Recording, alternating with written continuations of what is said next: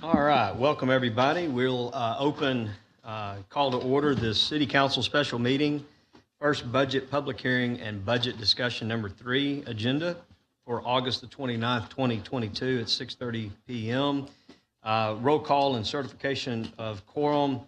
Madam Secretary will certify that we have a quorum present and that all members are present with the exception of member Cade. She'll be absent from the chamber the whole evening. So moving then forward, citizens' comments. Do we want to have these under the public hearings? I think they've got listed.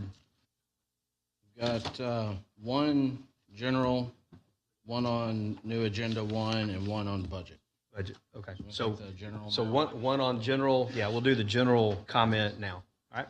And if you've signed up for budget or item new business 1 or new business 2 or new business 3, we'll call you up during that portion. All right. Mr. Jason Perry, if you would go to the podium, give us your name, address, and there will be a timer for 3 minutes on the screen. Thank you.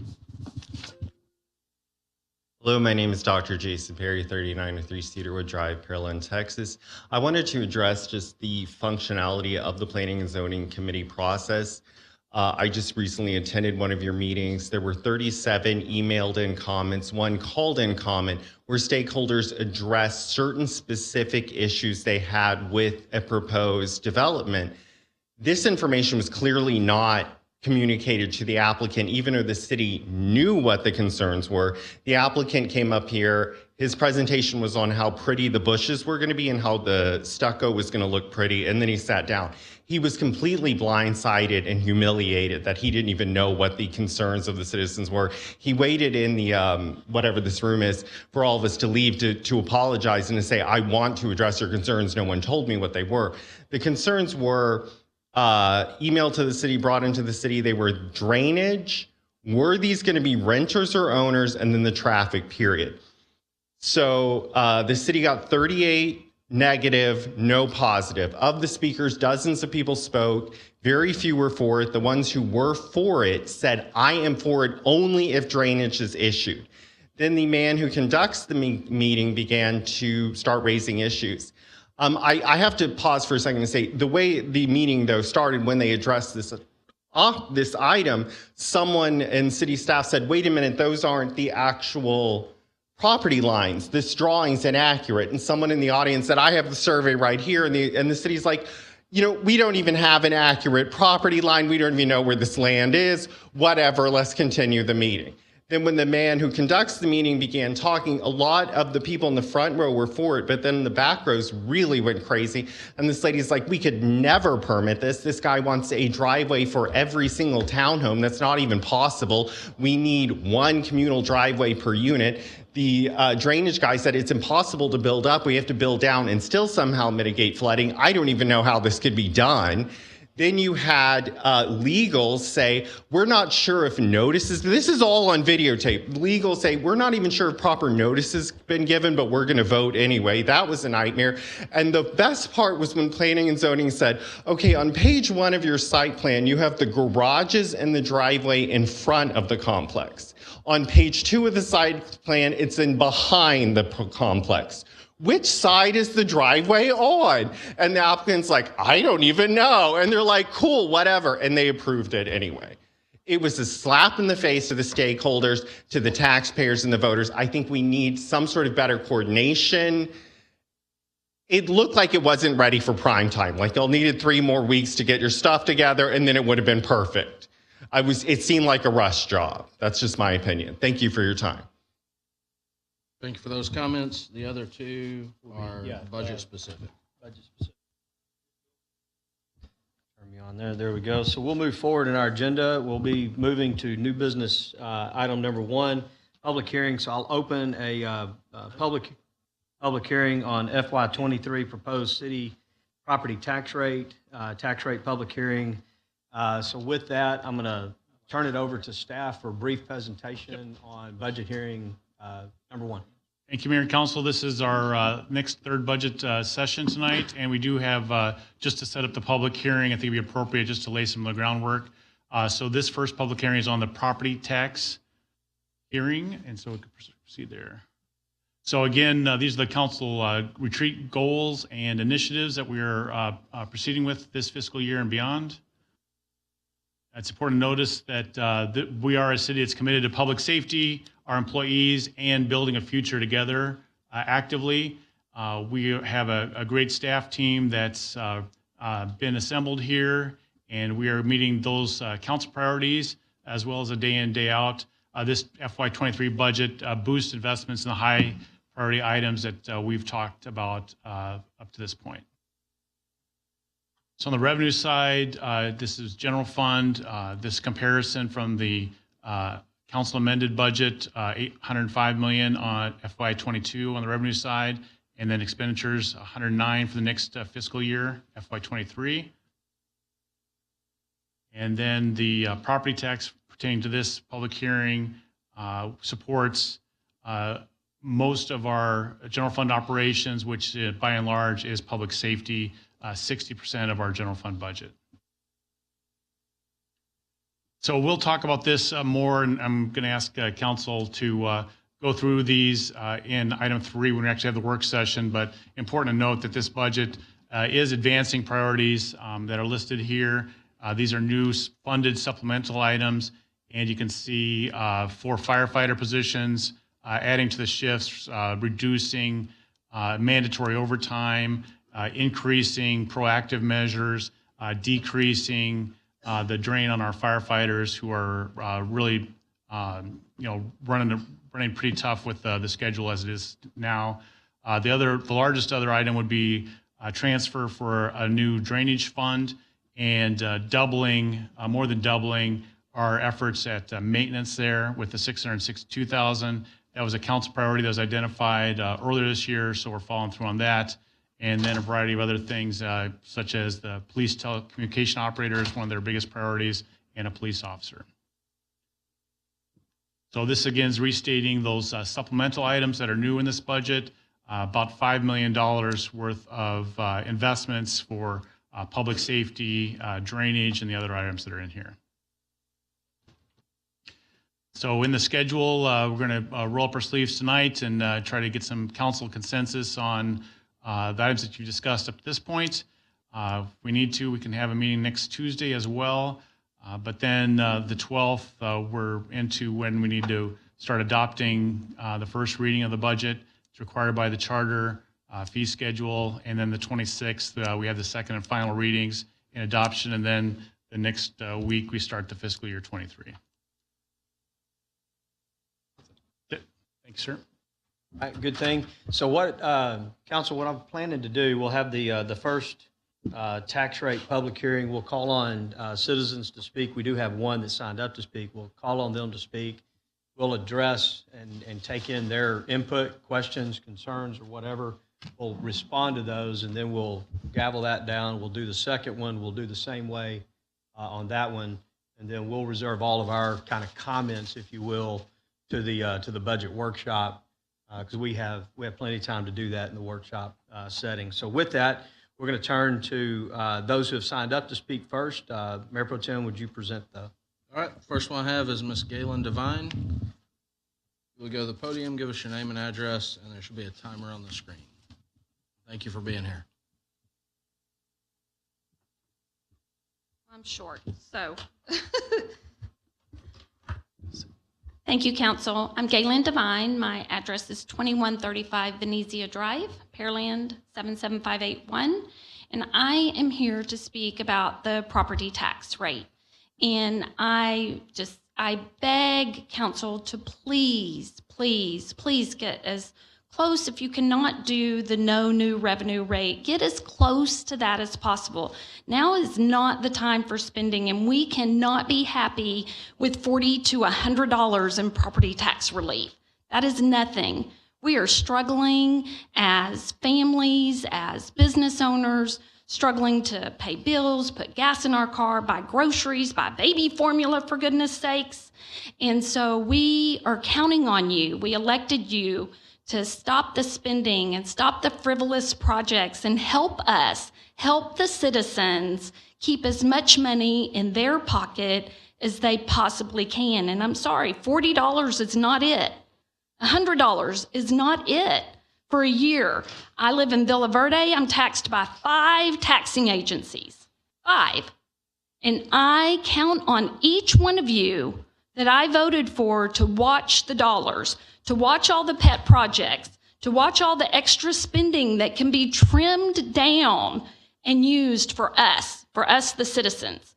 So I really just beg you to look at that and really just think about the spending and where you can trim money down and really hold the different departments accountable for their spending and to us. Because after all, it's y'all that we reach out to. It's not those department heads. It's y'all who know things that we don't know, and y'all can do the trimming. And I just pray that you will. And I yield the rest of my time. Thank you. Thank you for those comments, Ms. Devine. Next up, I have Jimmy Davis. Name, address, and 3 minutes.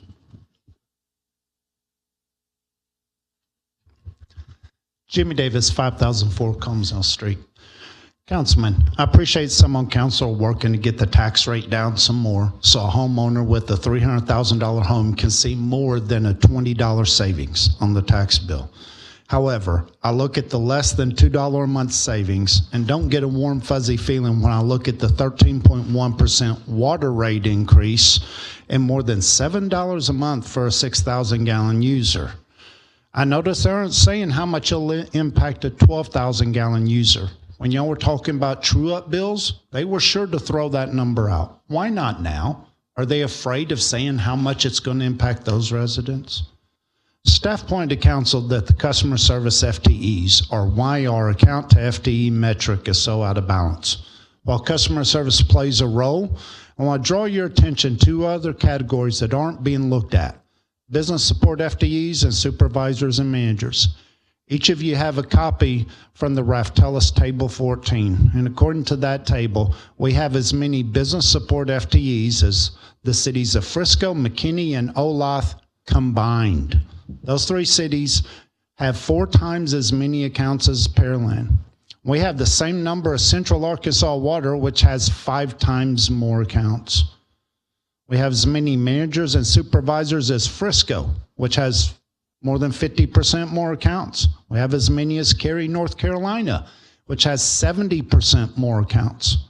Our closest peers in terms of accounts are Olathe, Kansas, and League City. Olathe has 36% more accounts per FTE, and League City has 78% more. Of the 9 benchmark organizations we're compared against, only 3 have more FTEs total than us: Frisco, McKinney, and Central Arkansas. Each of them has significantly higher accounts per FTE. Olathe doesn't have AMI either. We'll be there shortly, hopefully. 13.1% rate increase is going to affect a lot of people. I've heard some on council talk about senior citizens, that the prospect of paying an extra $5 over 6 months with the true-up bill is going to be so hard on them. What about this increase? I'm asking y'all to find a way to get it down. After the last Saturday budget meeting, I asked Mr. Roach and Ms. Johnson about the revenue projections and what impact the fact that Cycle 11 missed 2 base charges this year, roughly $2 million. How's that going to impact the need for that 13.1% increase? They said they'll look into it. There's no answer. The residents need your help to reduce this burden. Businesses, which are already paying more than everyone else, need your help too. Thank you. Thank you, Mr. Davis. We'll just open it up to the floor. Those wishing to speak on this particular public hearing on the tax rate. And to do the same, go to the podium, give your name and address for the record. You have 3 minutes to speak. I'll give the call one more time. Those wishing to speak can go to the podium, give your name and address for the record, and you have 3 minutes to speak. Seeing none, we'll move forward. I know we had a couple of questions and comments there, specifically on, and I understand Ms. Devine's really wasn't a pointed question more than an overall statement, so we can address that just kind of in general when we get into budget discussion. There wasn't anything specific about this project or that spending, but just in general, and it's duly noted. I think we always have to watch our spending and where it's going and the priorities and what the impact is and all of those kind of things. To Mr. Davis's point, I don't know, and I know Nancy's not here tonight. She won't be able to be here tonight, so I don't know if Amy or someone can respond to Mr. Davis publicly tonight. That'd be good if we could hear. I know Raftelis put this out, and it was based on certain things. And I know we've had a response to the Raftelis report over time, and maybe we need to do that. But also, just in general, we'll get into the 13% in budget discussion here in a minute. But specifically, the $2 million he was speaking of, because if that's in there, certainly we need to be looking at that and how that overall plays into that 13%. So, and Darren, correct me, I guess 13% is really not part of the tax rate. Should we hold that question until we get into the budget discussion? I just want to make sure that we're legal. Yes, right now I would limit the discussion to the tax rate discussion, Okay. and then as we transition, you Yeah, can it just go ahead hit me. That's more of discuss the other. that's more of a general budget and tax rate or property rate rather than the other. So, is there any response to just general spending? I think it's all wrapped up in the materials we've shown you. That once the slides that showed the supplementals or the additions, that's about $5 million. We'll go ahead and talk more about the no new and what that does and doesn't mean when we get to that. So. Okay. So with that, I'll just go ahead and hang on a second. I'll go ahead and close this public hearing on the tax rate, and then we'll open up the public hearing for the proposed fiscal year 2022-2023 year budget. Same kind of drill. Staff, I think you have a brief report to bring on the front end of that. So we have small slides. So, Mayor, I think, as we talked about a little bit, the budget flows from what I described. It's hard to disassemble the two of them, so I would let the material we shared earlier stand for the intro, and then again, we've got a larger deck for number 3 to go over with you. Okay. So with that, we'll open up the floor for those wishing to speak during this public hearing on the budget. Can go to the podium, give your name and address for the record, and you'll have 3 minutes to speak. Make a second call for those wishing to speak on the budget. Can go to the podium, give your name and address for the record, and you have 3 minutes to speak. And I'll do last and final time those wishing to speak on this proposed budget. Can go to the podium, give your name and address, and 3 minutes to speak. Seeing no one move in that direction, so we really don't have any questions and comments, so we'll close this docketed public hearing for the proposed fiscal year 2022-2023 budget. With that, we'll move to new business item number 3 and our fiscal year 2023 budget discussion number 3. So with that, we'll enter into staff. Thank you, Mayor. And again, want to prep it up a little bit just so we can all frame up for the discussions. This is not the first, nor will it be the last, but do seek some consensus on items because we do need to start building up the budget ordinance and the documents September 12th. So tonight, just by introduction again, go advance. The goals and strategies that we try to adhere to as we go through. Talked about some of these overview items. And then, Mayor, we'll come back to the items coming up for supplementals and try to go through those one by one. But then, I think sorry. Yeah. Yeah, do we have this again, or is this the place? I can come back to this at the end of the discussion. Yep. So, Mayor, just getting into it, if we could, there's some things that are identified in your earlier items that Council had asked some questions on, clarifying, and there was interest in, and we'll try to stick to this format of asking a consensus and, not moving on until we do have that consensus. But, as Eric mentioned or as said here, we started the sick leave buyback last year, and there's interest in adding to that at least for 1 year, as we have the funding available to allow employees to buy back an additional 20 hours from 40 to 60. It's more for fire because of their schedule. The cost of that would be an additional $225,000.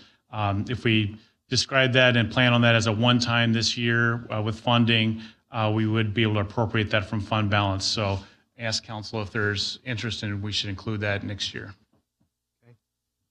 You want to discuss it now, or do you want to discuss it? It'd probably be easier if we just discuss it now as we go along. Yeah, that's fine. So with that, we'll open up to council on the sick leave buyback. I know this is something we asked for last week to show us what that additional 20 would look like. And so I'll open it up for council questions and comments on this. You got it? Woody? Turn my mic off and I can't talk. No, I just want a little bit more detail before we go into the subject on this about going to more time, for the number of hours on there. And that's what I'd like to understand why and what has brought that to be brought up here to us now on that and the reason for it. If you could, just give it a little bit of explanation on that. Yep. So again, this is a new incentive or positive for the employees we introduced last year, and that was capped at 40 hours. There's other requirements. You can't draw your sick down further. Had, 200 or 100 employees that used that? Something like that. Rachel, how many employees utilized it last year? Can you pull that number for us? Thanks. So, it was well received by that, and I think there was interest in expanding that, so that's why it's here. It's discretionary on the part of the city whether we offer that. PPOA had mentioned that, and I know the Firefighter Association had also, so that's what we just wanted to present that and get some direction from whether we should include this or not. This is just a buyback on additional hours. Yep. So these are from the employees, their banks that they have, whether they elect to do that and sell some of those back. So if they buy back, and God forbid there's a big sickness hits one of them, when they reach that point, because they bought back so many hours, and you reach that point, do we not pay them anymore after that? Well, there is you can't draw down below a certain amount, and so you can't draw it to zero. And yes, it is, I guess, like you said, God forbid, but it's a decision each employee would have to make for their own situation. Yeah, I just don't want to get in a situation that we approve this to pay back, all of that, and then all of a sudden somebody does, one of the employees do, get to that point, and we say, I'm sorry, you bought back all your time, so we can't pay you. Council I member. want to get that, into that position. Go All ahead. employees are required to maintain a bank of 12 weeks of FMLA. So they're required to maintain at least 480 hours or the equivalent for fire. Okay. So they would have 12 weeks of sick time. They wouldn't be able to sell back and be under that amount of time.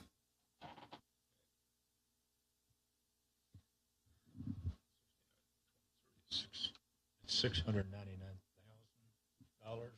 we pay back. So the total would be 70. The additional hours would be 225,000. What's already in the budget is Whatever the 450 plus or minus. 473. Correct. Yeah, there. Mr. Mayor?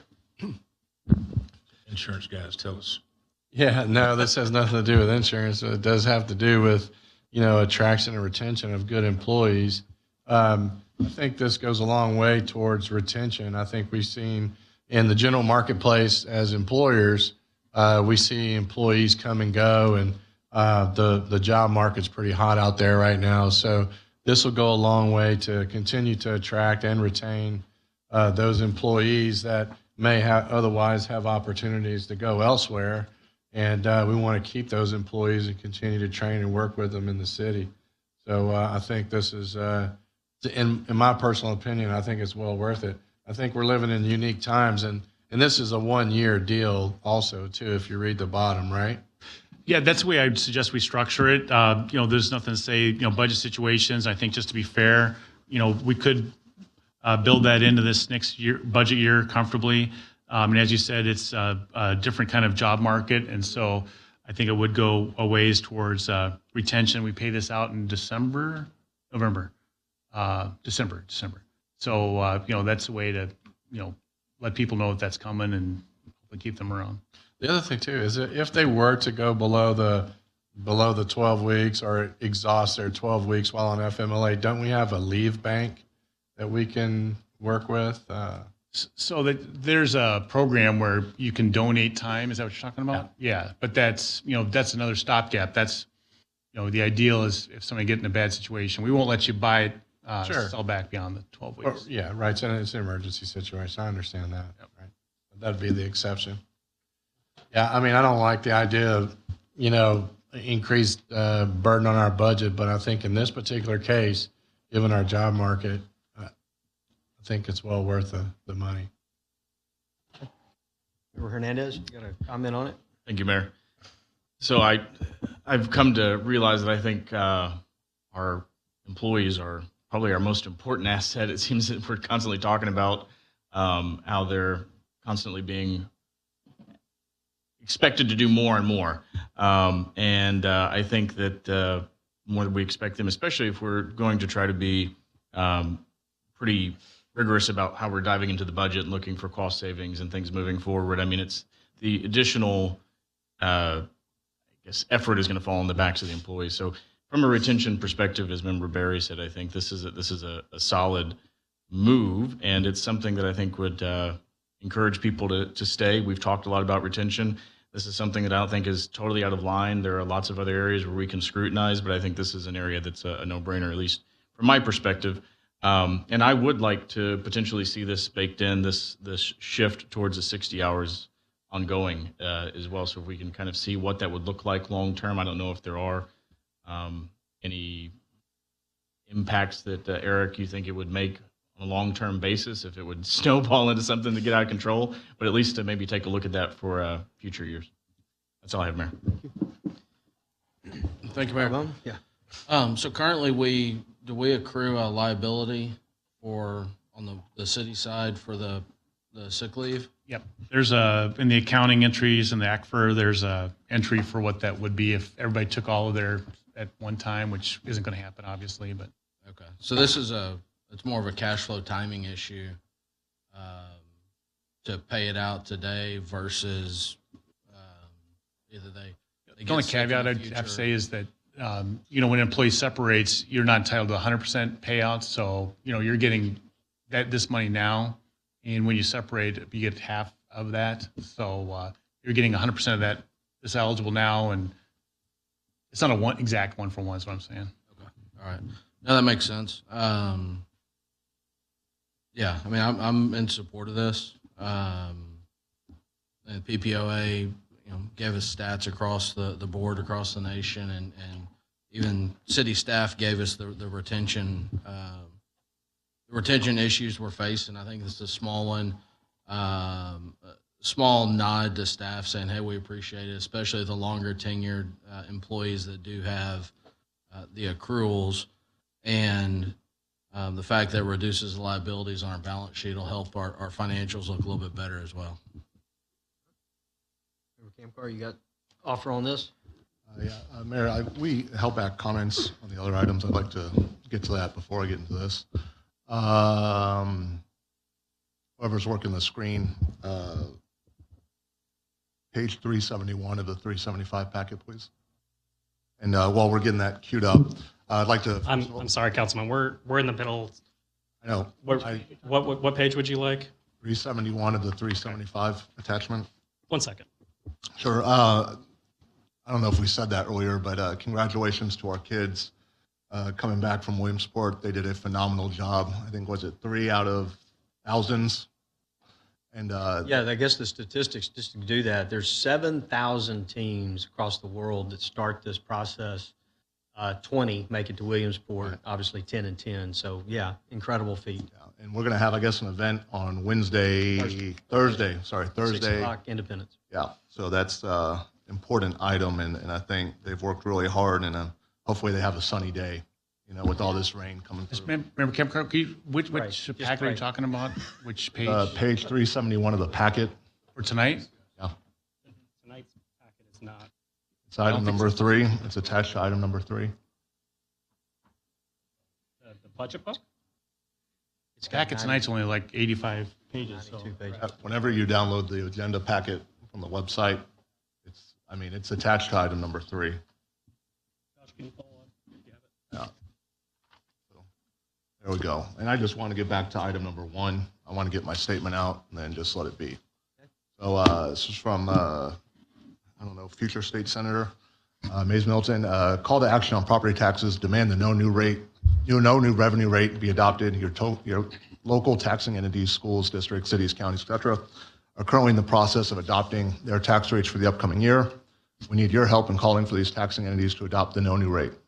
Any tax rate above the no new rate is tax increase. Many taxing entities will tell you that they have not raised rates when asked about increasing values. This is misleading. Skyrocketing appraisal values increase the amount of taxes you pay to these entities. This is why cutting the tax rate is not enough. The tax rate must be cut to the no new revenue rate or below. Anything else is a tax increase. You can find this information on your local taxing entities and the proposed tax rate below, as well as the dates for public hearings on setting the rate, so you can make your voice heard. So just want to put that out there. We can go back to the buyback thing. Only thing on this is I think it was initially set up to be 2 years. I'm not sure what happened in year 2, but we are trying to augment it. I am open to that discussion, but I think we have a more robust discussion on other items, and so I'd like to hear more. Member Koza? Just for my curiosity on the sick hours that are accrued, are they allowed to roll over year to year to year? Yes. Okay, so however many they have from year 1 to that date is what they've got. Sick is capped at, I don't know. Sick leave. So sick leave isn't capped, but the employees earn 120 hours per year. The sellback or the sick buyback is capped at 60 hours, or currently 40 hours. Right. And the question here is to increase that to 60. Correct, yes. I just wanted to know, so it's 120 per year, and then it can roll over for however many years. And then, so what we're looking at here is just moving that to buying back possibly half of each year that they are here. Okay, all right. Thank you very much. Yes, like Barry said, I know in business it is a retention benefit that does help retain people, so I would be in support of this as well. Thank you. Right. We will build that in and what you've seen in the next round. So. All right, good deal. Next Eric, what's next? item. All right. Next, we have internal service funds. So we talked a little bit about this last time, but I remember being new and internal service funds can be complicated. So I wanted to cover them one more time. We have some members of the public here and go over the purpose of them. So the motor pool fund, the IT fund, and the facilities fund are really important steps in achieving the city council's strategic priority of resilient finances. And that comes from that chart we showed earlier of all the council priorities. They allow us to plan and budget rationally for replacements and maintenance, reducing the need for those surprise expenditures where it's like, oh gosh, we have to go buy a fire truck, or oh gosh, we need to buy 15 squad cars. And this same logic applies to IT software, facilities costs like roof replacements. It's a method of planning your expenditures out so you can kind of level out revenue needs and expenditure needs over the long run. And this is partially something council has talked about before, the desire to stop kind of having these up and down spikes and things and see a more level approach to things. These are a primary way that we can get there. It allows us to create predictability for those expenditures and enable long-term strategic revenue management. Specifically, the motor pool fund allows us to pay for future vehicle replacements via internal lease fees. So these lease fees are paid annually by departments into the motor pool, and they're not spent until the vehicle needs to be replaced. So you buy a truck, and that truck's expected to last 5 years, you're basically making payments into this fund on that truck, and then in 5 years, that money's set aside to replace it. We don't have to go into the general fund and find that money. Right now, the motor pool fund is new enough that no No vehicles that are currently paying lease fees are up for replacement. We will probably start seeing them next year. So we are in the process, these early stages where we are building a balance, which is why there's a planned net addition in the motor pool fund in the FY23 budget. And that, again, is to build up the balance for future vehicle replacements. That is the lease payments you're seeing there. By shorting these transfers now, we'll be setting up a near-term future years, so pretty quickly, for those cost of equipment usage where we won't have that money set aside for them. The IT fund and the facilities fund, those are both new this year. The goal of these fund surpluses is to begin building fund balance now, knowing that when the total IT and facilities liabilities are determined, the city will have a head start. The total liability, when available, will exceed the proposed FY23 reserves. Overall, those FY23 reserves provide a cash reserve for non-planned expenditures, such as a generator failure, a chiller replacement, et cetera.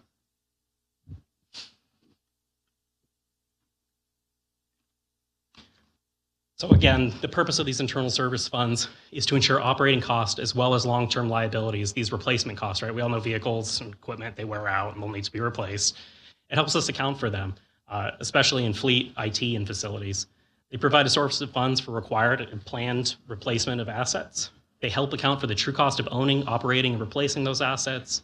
They provide clarity on those costs by by allocating the cost back to programs. So you can see what it costs to truly deliver a government program. If we're going to deliver police services, when we say it costs X dollars to deliver police services, that should include the cost of the vehicle and maintaining those vehicles, as well as IT costs and facilities costs.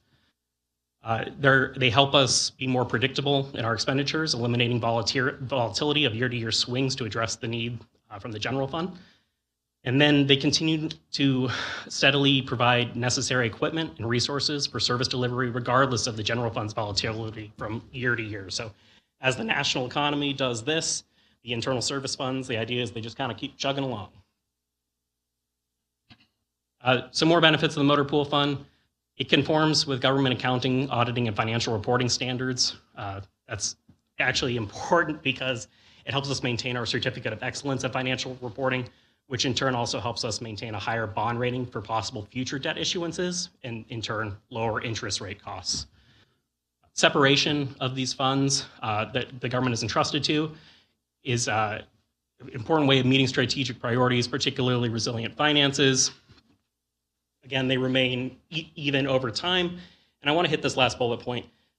This model really helps the government be more accountable to residents by ensuring that the city is responsibly planning and paying for predictable costs, and this in turn helps to minimize the risk and burden on future taxpayers.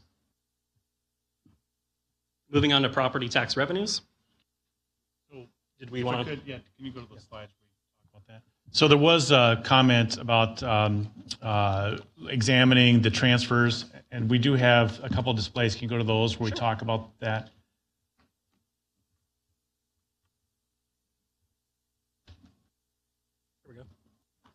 So this was the suggestion that was put out there, and just wanted, there was one member, but not a consensus, and just want to know if there is any suggestion. The fund balance reduction would be this $1.8 million, and the distribution of that is shown in the next three sub-bullets. Go ahead.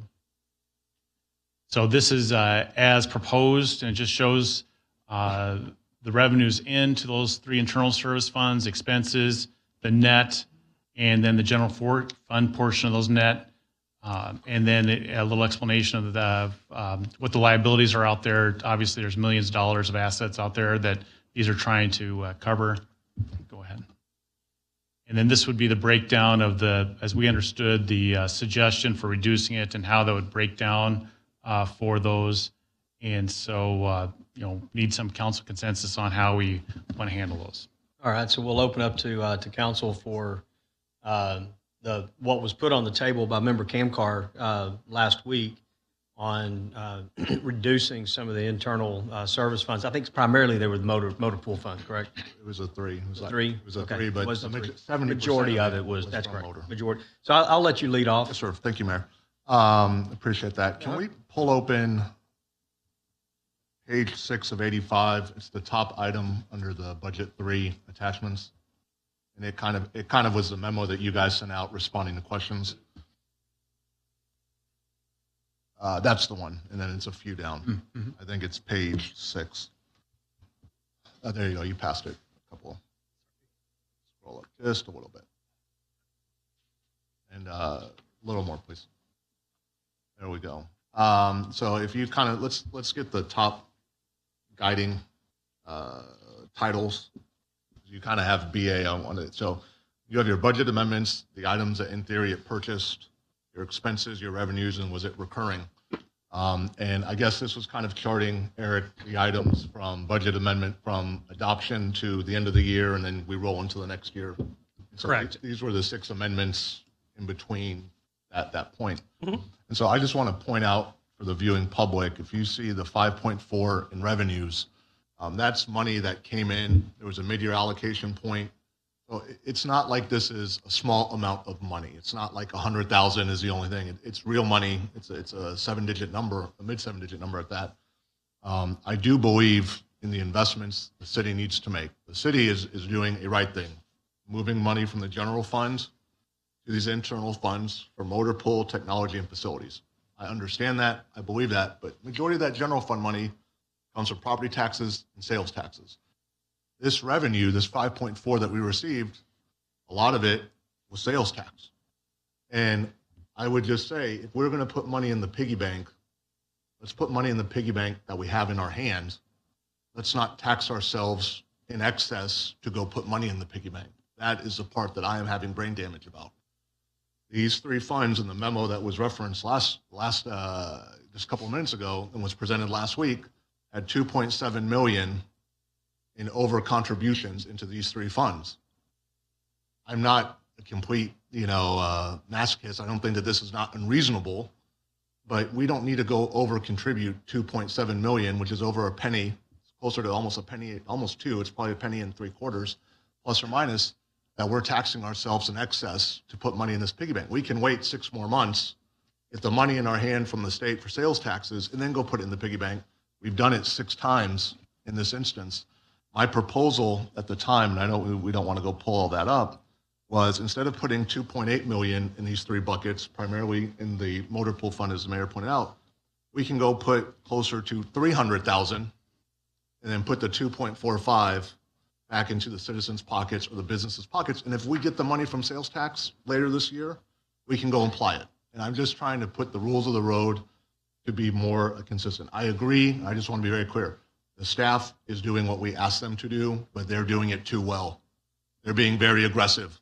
And I appreciate that they're trying to put the pennies in the bank for the rainy day, so to speak, but we're beggaring ourselves to go do that. I would just tell us, let's not be as aggressive. And then if the money comes in our hand, then we can go put it. Those are my comments. There's a memo out there that says that. I appreciate the staff for entertaining this. I understand what they're trying to do. I respect that they're trying to be responsible, but we're really going to be hurting ourselves. We're putting more stress on ourselves to go and do this. And I just think we should wait till the money is in our hand as opposed to taxing ourselves on January 1. I yield my comments. Yeah, good point. Member Koza, do you have a comment on that? Yes, in regards to these funds, are we have a percentage of what we're looking at as far as what we want to get into those funds? What exactly are the goals that we're trying to accomplish in each fund? So I would say that the motor pool is developed, but it's still in its early stages. And we are, as Eric pointed out, we are not paying the full freight for the entire depreciation, if you will, on all the vehicles on the fleet. The IT and the facilities, same boat, but even earlier. This would be year 1, and so we really don't have you see the total fund liability. Those are TBD, so we're still getting that, but we know it's going to be millions of dollars of assets that need to be replaced that aren't going to go away, and so I can't tell you what the 100% would be because we're still building towards that, but I'll tell you for certain that even with what was recommended, it's below what the actual depreciation / lease payments would be for the assets. Okay. And as far as that goes, the 33.8 million, I'm assuming that's roughly what we have in the way of vehicles. Yep. That's out there. Yes. Of course, we're not going to be spending 34 million in any given year. So, it'll be spread out over time. So what I was looking at is there a number out there that per year we would be looking at expensing out of that fund for, vehicles? So right now, those transfers, even with what we're doing and what we're replacing is, call it that 9.3 million for that. And the actual expenditures, what we're actually replacing in just 1 year is the $7 million. So, it's significant, and that $1.4 million, or I'm sorry, the 2.1 would be, trying to eventually smooth that out so we can have steady payments and, particularly with like the fire equipment that's very high dollar, that we're not having to, hit one budget year with all the expenses there. Right. But I can't say, I'm sorry, did not answer your question. I don't have a number. I don't think we do for any of these yet. Okay. Well, and I know we're building, but I mean, I was just wondering if we have a goal as far as, are we looking to maintain X amount of dollars per year ongoing to where, we're not going to have 34 million in the bank. Something north of 9.3 for the motor pool, 8.5 for the IT, and 3.3 for the facilities. So. Okay. Thank you very much. Carbone? Anything? Appreciate those comments.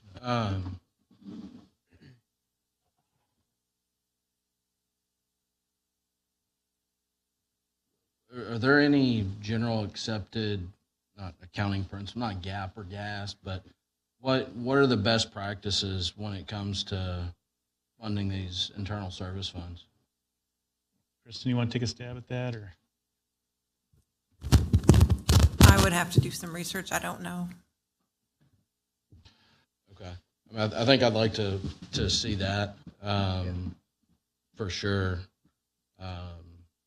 As Member Camcar stated, staff's doing what was laid out at the start of the motor pool fund a few years ago, and with that success rolling into IT and facilities. So I'd just like to look a little bit deeper as to what standards are out there, whether it's a hard and fast standard or what other general, what else is generally used in the accounting side for these internal service funds.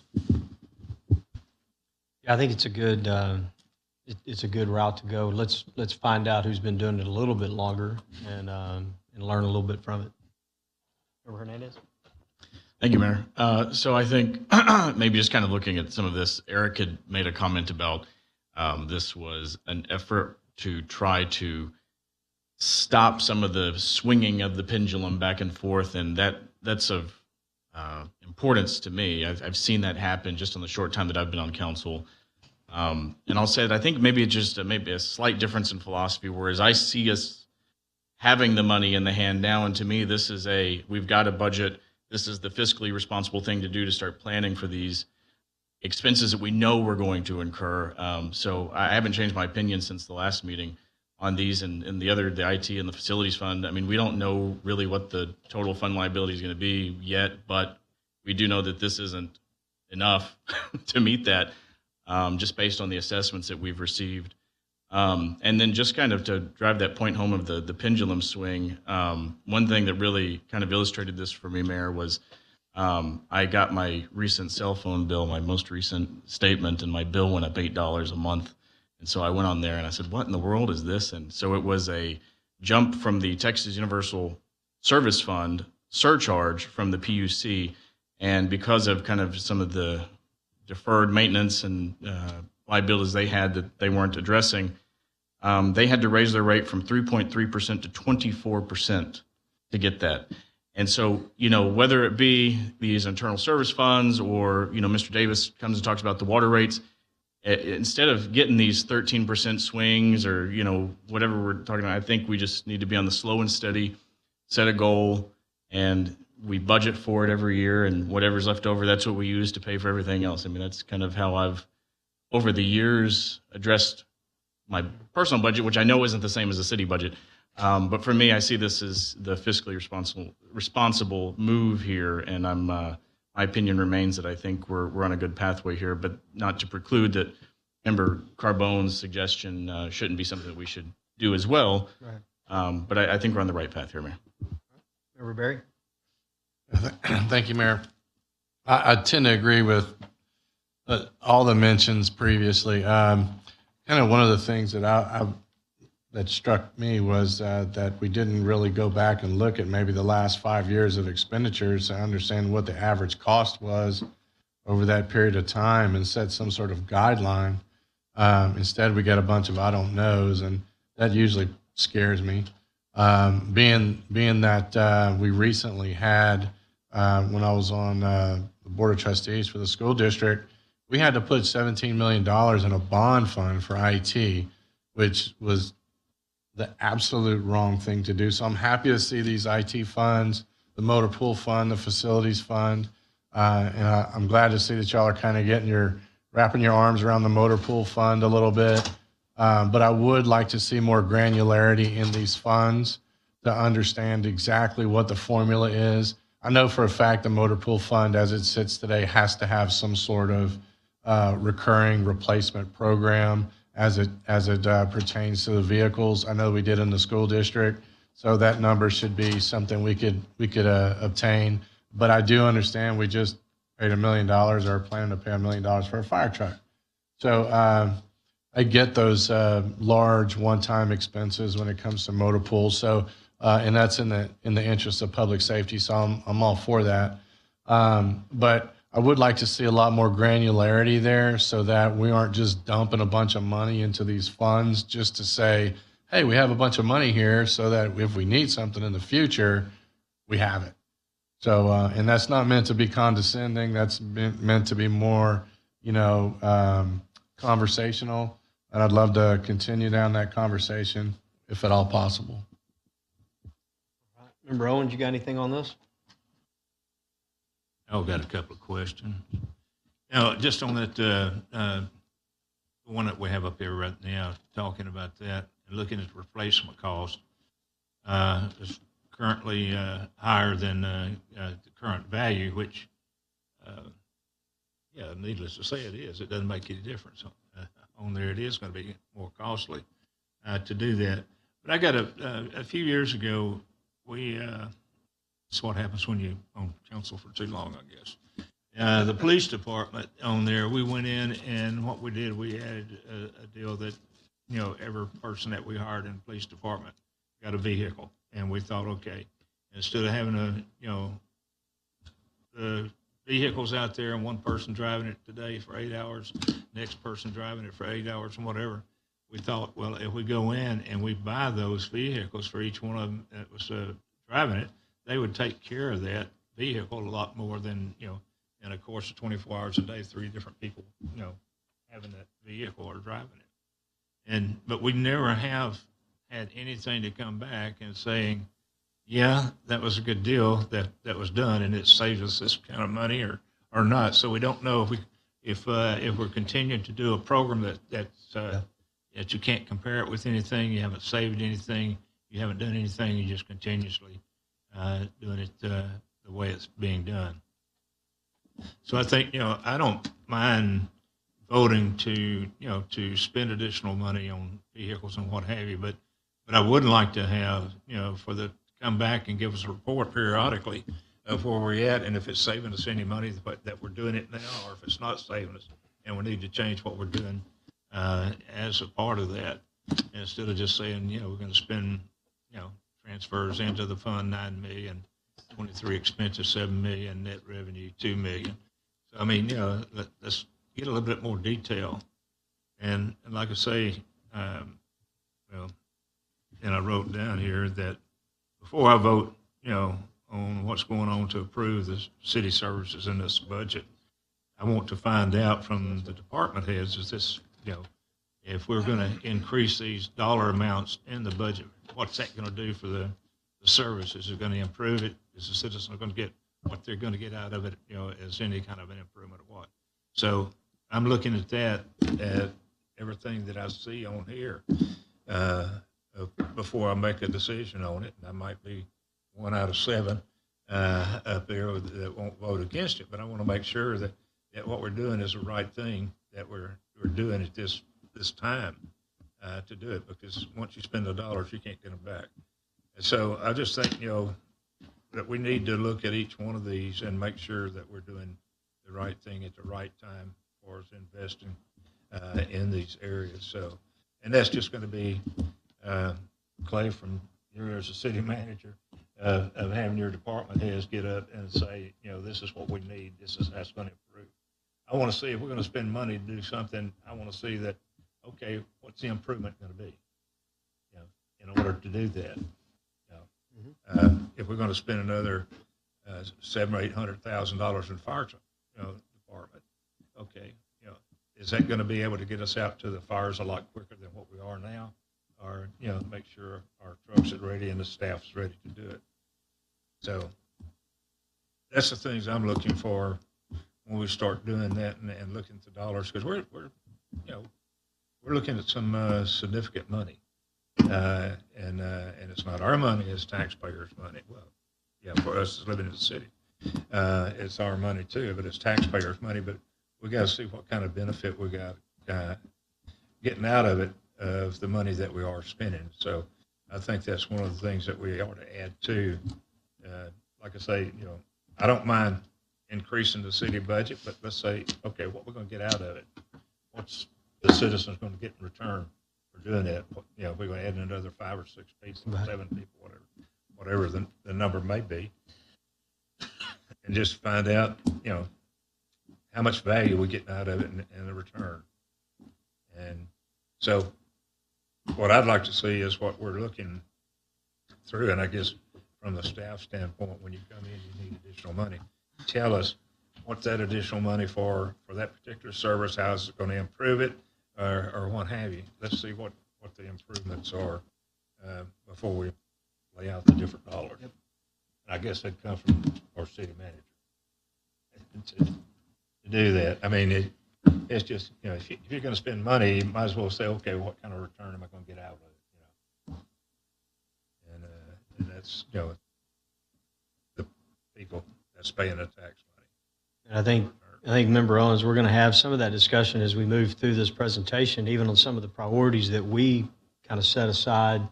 I want some of the department heads to talk about why you need 4 new firemen, why do you need this, and have that discussion even in the public. We'll have that tonight. Yeah. So we can get that consensus and see where we head with it. And I think anytime, we want an increase or we want to change or add bodies, what's the benefit?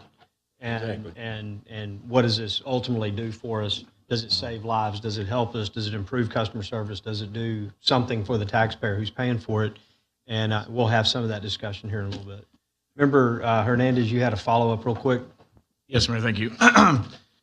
If maybe staff wanted to add a little bit of color, talking about stability, this line here, lease fees should remain stable from year to year once 100% of vehicles and equipment are paying lease fees. Can we talk about maybe some of the potential this cost of deferring, moving towards that goal, or I guess what the benefit of going to 100% of the vehicles being leased and having that stability of, kind of year to year, same payments and getting us to this point? Right. So if I could, I'd point to the bottom, the double asterisk. The lease fees that we have now are just covering, call it 2/3 of the fleet. And so when you have that to the full third, again, not to retread, but then you won't have those spikes when you do have a year where you've got $2 million fire trucks, et cetera, et cetera. So you guys, all understand the concept. So we're not there. A little bit to Member Barry's, there's a formula for the IT, and maybe Rachel, you can talk about that, and for the facilities. I believe one is on per capita, but you'll have to tell me. And facilities fund is, another method. So there is a formula base that we're trying to allocate those costs. And you can see we're spending $8 and $3 million just out the door to maintain what we have now. And we're only, have a balance of this 400 and 260,000. So it's not, it's not significant. And I know everybody's on board with that, understands that, stipulates to that, but that's the formula. But Rachel, are you the best one to talk about how we derive the IT and the facilities lease fees? I can talk about IT if you want to cover facilities, Rachel. That's how we developed them. So the IT fund, what we did is we took all the software in the city and we said if everyone uses it, it's a citywide expense and it gets paid out per capita. So then departments with the largest number of employees, they're paying, let's say, $2 each for access to email and things like that. Now, if you have a specialized software, police is a good example. They have a lot of specialized software to fight crime. And some of it's kind of expensive. That cost is also reflected in the police department budget now, whereas before it was just kind of sitting in the IT budget and the IT department. So where we could, we allocated cost directly, but if more than one or two departments used it, we said it was a citywide per capita cost. And then with hardware, we did the same sort of thing, dividing it out by fund and department where we could. Hardware is a lot more straightforward. It's pretty well spread out across the organization.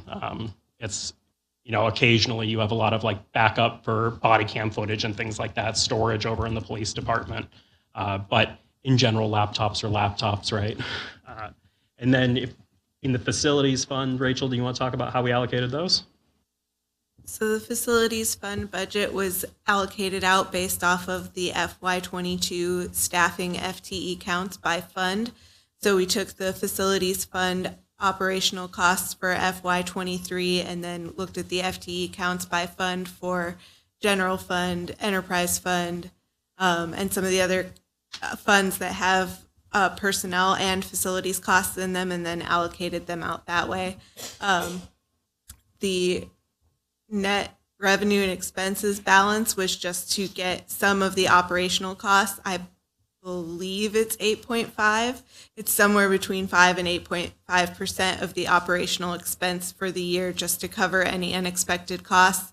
The facilities fund does have personnel in it, as does the IT fund, and unexpected costs do come up for the year. That was the purpose behind the reserve.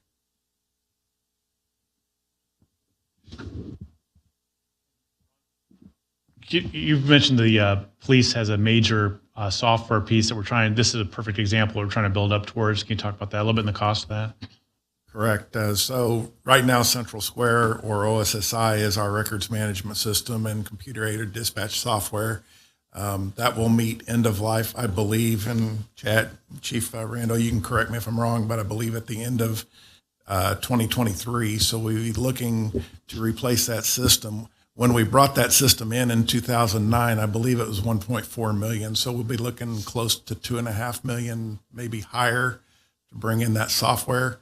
Those are the kind of purchases that this was intended to offset, so that, as the mayor puts it, we don't have to break out the company credit card and finance those purchases.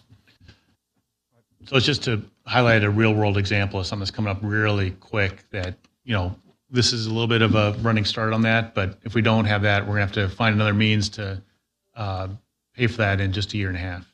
Yeah, and I think creating these internal service funds is the right thing to do. I've watched and seen the struggle even to replace, sometimes 10 patrol cars in a given year, and all of a sudden it's like, where's the money going to come to do that? And we're building that bank up.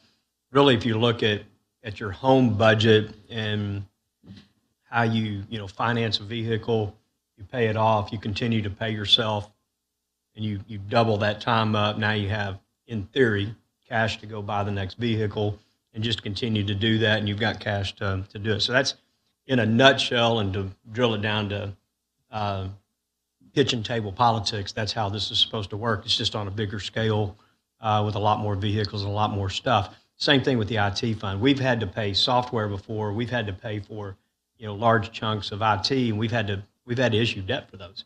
Might be short term. We might be able to go to the bank and do it, as opposed to, COs and some other stuff. But the goal is to work this where we're paying cash for those over time. The building next door to us, we had to replace the roof on that about 2.5 or 3 years ago, and that was done with debt. We're putting together a facilities fund, so we don't have to do it with debt. We can do it with cash. And so we're going to see, I'm hoping, more and more internal service funds across our city, because we're rapidly becoming a city that's maintenance driven as opposed to high growth. The high growth days are winding down, And we're still going to have some growth, but we're not going to have the high growth that we've had over 2 decades. And so we have to figure out on a year-by-year basis how we replace sidewalks, how we fix streets and replace streets and those types of things. So internal service funds, and to Mayor Pro Tem Carbone's point, really understanding internal service funds and how they work and best practices, really need to get this right. So as we start doing internal service funds for sidewalk replacement, internal service fund for street replacement and street repair, and those types of things, we're setting that money aside on a year-by-year basis. So when we have to go out and do that, we have cash to go and do. And I think setting all that up, and hopefully it'll bring about predictability a lot better to our budget in years coming. So Member Camcar, I just had a question real quick. The money you're talking about to set aside, not set aside, but to not put in the budget currently would be this net that you see here, which is the 2.1, the 400, and the 259. The way that we did the methodology, and it's in the. Well, I heard you say 2.7. That adds up to 2.7. Well, I think yes. The methodology that we had, the motor pool had excess over of 2.1, the 260, and the 401, which added to 2.7. And I'm essentially saying have 1/10 of that, and then my advocacy would be at the mid-year, once we have the dollars, just put it in there. I'm not saying we shouldn't do that, and I want to be very clear. Right. I think the funds make sense. It's been a priority. We've looked at it. I just think it's a time of when do you open the cash register and where are you pulling it from a little bit. I had one question on the methodology on facilities fund. You guys were saying off of FTE count, and I guess my question, I don't want to pick nits. I just want to understand more so. You have across all of the different funds in the general fund, you've got a buildings and grounds and facilities piece to that has a running budget that goes across all the departments, 100, 200, on and so on and so forth. My question is, why are we FTE driven as opposed to what is the historical that we paid on building and ground? Just from a methodology point of view, I'm trying to understand, why did you go do A versus B? So that's where we're trying to get to, and that's, we're working on it with the facilities fund, with our asset management programs, being able to record the data of, hey, this year in City Hall, we spent X dollars on repairs or heating and cooling or you name it. Having that budget detail is exactly where we want to go. And at that point, we'll be able to transition to, here's what the natatorium's budget, maintenance budget is. Here's what City Hall's is. But the way the budget data has been collected in the past, it doesn't really lend itself to that sort of thing, which is why we went with an FTE count, because it's a fairly good proxy for how much use a building gets, how much foot traffic it has, and how big of a facility it is. We also had discussed using sort of a square foot method, but that gets into, you're talking about, is it a large facility with relatively few people in it because it's got a lot of storage of parts and things in it, versus is it a small facility with a ton of foot traffic like a PSB, with all the officers and people in and out. So The other thing, and just I guess getting in the weeds for a second, is some of those departments may have a revenue stream or not, depending if you're collecting impact fees, community development, you have other things where you're selling water, you know what I mean? And you're making, there's some components that police, you don't pay for the police service, right? And so that is an imperfect example. But I think going back to Member Carbone's point about best practices and methodology, I think that's going to make a difference of when you're saying how much do we need to contribute a year and then how do we allocate. I think it's half dozen, 6 in the other. I mean, it can be looked at, but I think that's going to be a more robust discussion as you go along, because as facilities age out, they need to be replaced. Some, to your point, have more foot traffic, have more use, and then others that are equally vital, but like a water plant or lift station, you don't have foot traffic, but it actually probably is higher on the priority list of today. And so I would love to see more robust discussion on the methodology as the days go by. And I think on all these, we're going to see more over the year after year as they hone in, especially on the asset management software and the data that you're collecting from that, how that will feed into, how these are going to work. So I think it's off to a good start with that. Member Barry, do you have a follow-up?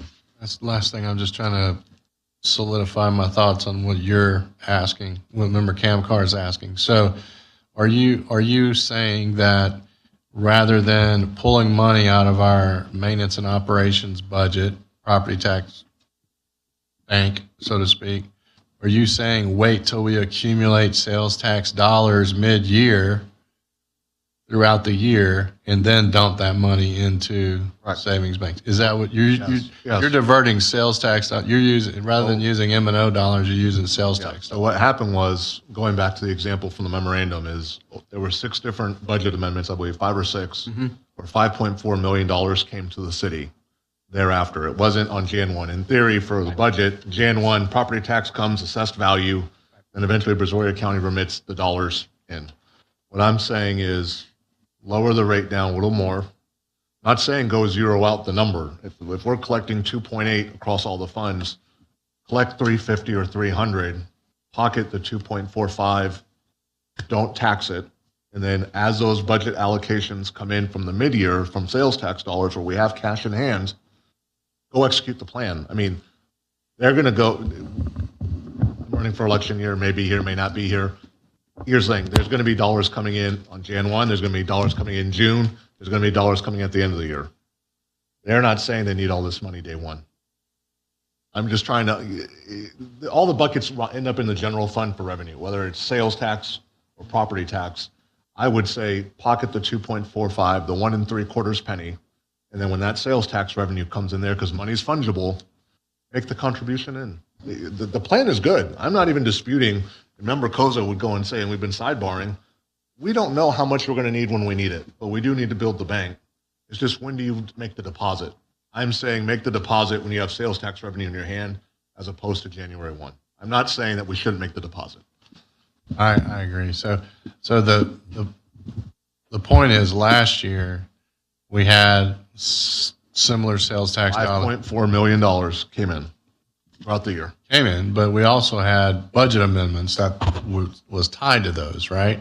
So we had budget amendments mid-year, in addition to the stable property tax rates that we currently had, without reducing the tax rate even more than where it was. Y'all reduced it 1.8 points last year, right? Yeah, and so we needed that money. Thank God we had the sales tax dollars to cover that, right?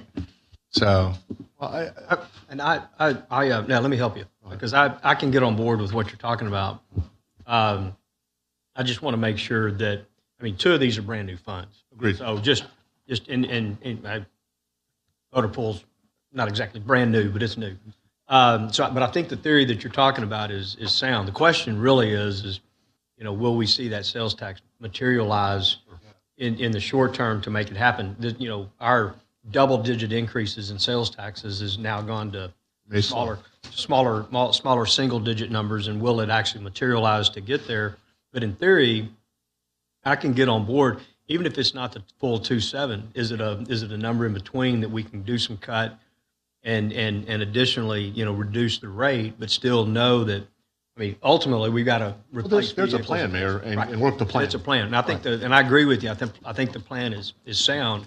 What you're talking about is, do we fund it all up front, or do we fund what we know we're going to have an expense, but this overage we put aside over the course of the year as sales tax dollars come available? I can get on board with that. I think the comment and the plan is sound. I think the plan here is sound. I can get on board with that. Mayor, I understand we're a collaborative body. Yeah. I have no pride of ownership. The number that the data provided amongst the 3 was 2.728. Yeah. I proposed 350. So 350 over 2.8 is a little bit more than 10%. I am open to somewhere in the middle.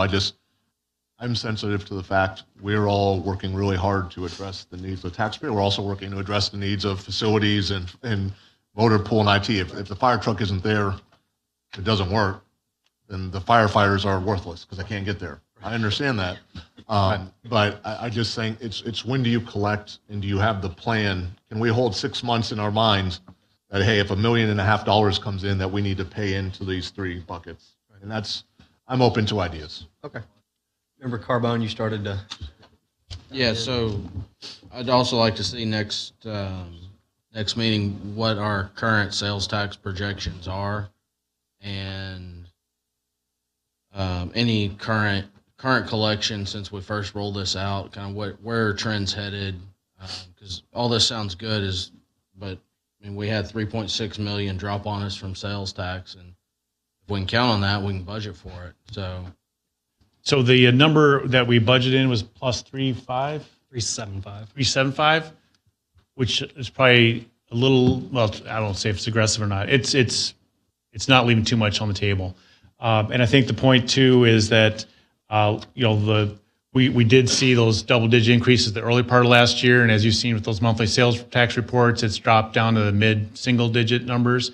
And I would also point out, and just eyes wide open, not to be argumentative, but I would suggest that these rental payments and the start of these are true recurring costs, not something what we did last year when we had the sales tax numbers and those other things.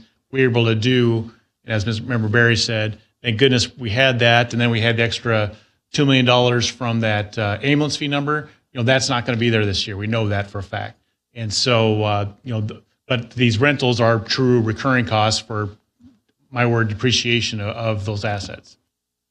I would like to add one more thing, Mr. Mayor, if you don't mind. And I think,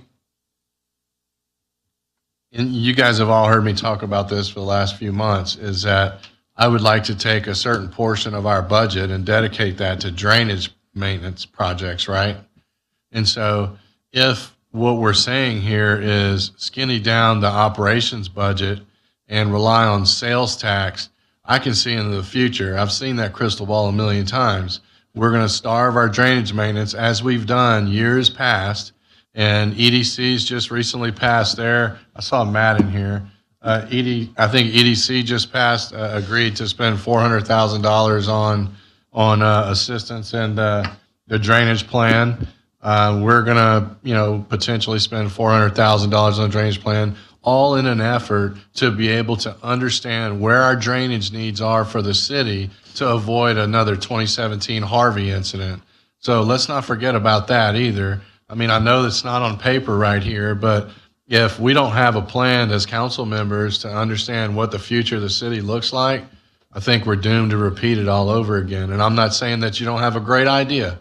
I love the idea, and I'm 100% on the fiscal conservative side, but I would love to put a box right there that says drainage maintenance program, X amount of dollars, $2.5 million a year, that we can dedicate towards that. Now, I'm just using that number as a number. We're going to come up with a plan that determines what that number needs to look like. And in collaboration with BD4 and EDC, we're going to come up with some numbers where we can all sink our teeth on an annual basis and to build consensus around getting these maintenance projects, these drainage projects done. So I understand the point. I'm not at all trying to shut that down at all, but I just want to be cognizant of that. Yeah. So that's it. Good point. Member Koza? Clay, Eric, I don't know, just to give me a little history. In the 22 adopted budget, we were right around 99 million. It came in amended at about 106, about a $7 million difference. Where did the expenditures come from? Where did the money to pay for those expenditures come from? Because that's about a 7% hit to the budget in 1 year. So a lot of it was your significant growth in sales tax over the adopted budget. Very common among cities in this area. We all saw sales tax revenues that were exceedingly strong. That's petering off, and who knows what the future will hold. You always budget sales taxes pretty conservatively. The other portion, let me pull up the memo because that has all. Right. So if you want to go to the memo, page 4 of 85. Thank you.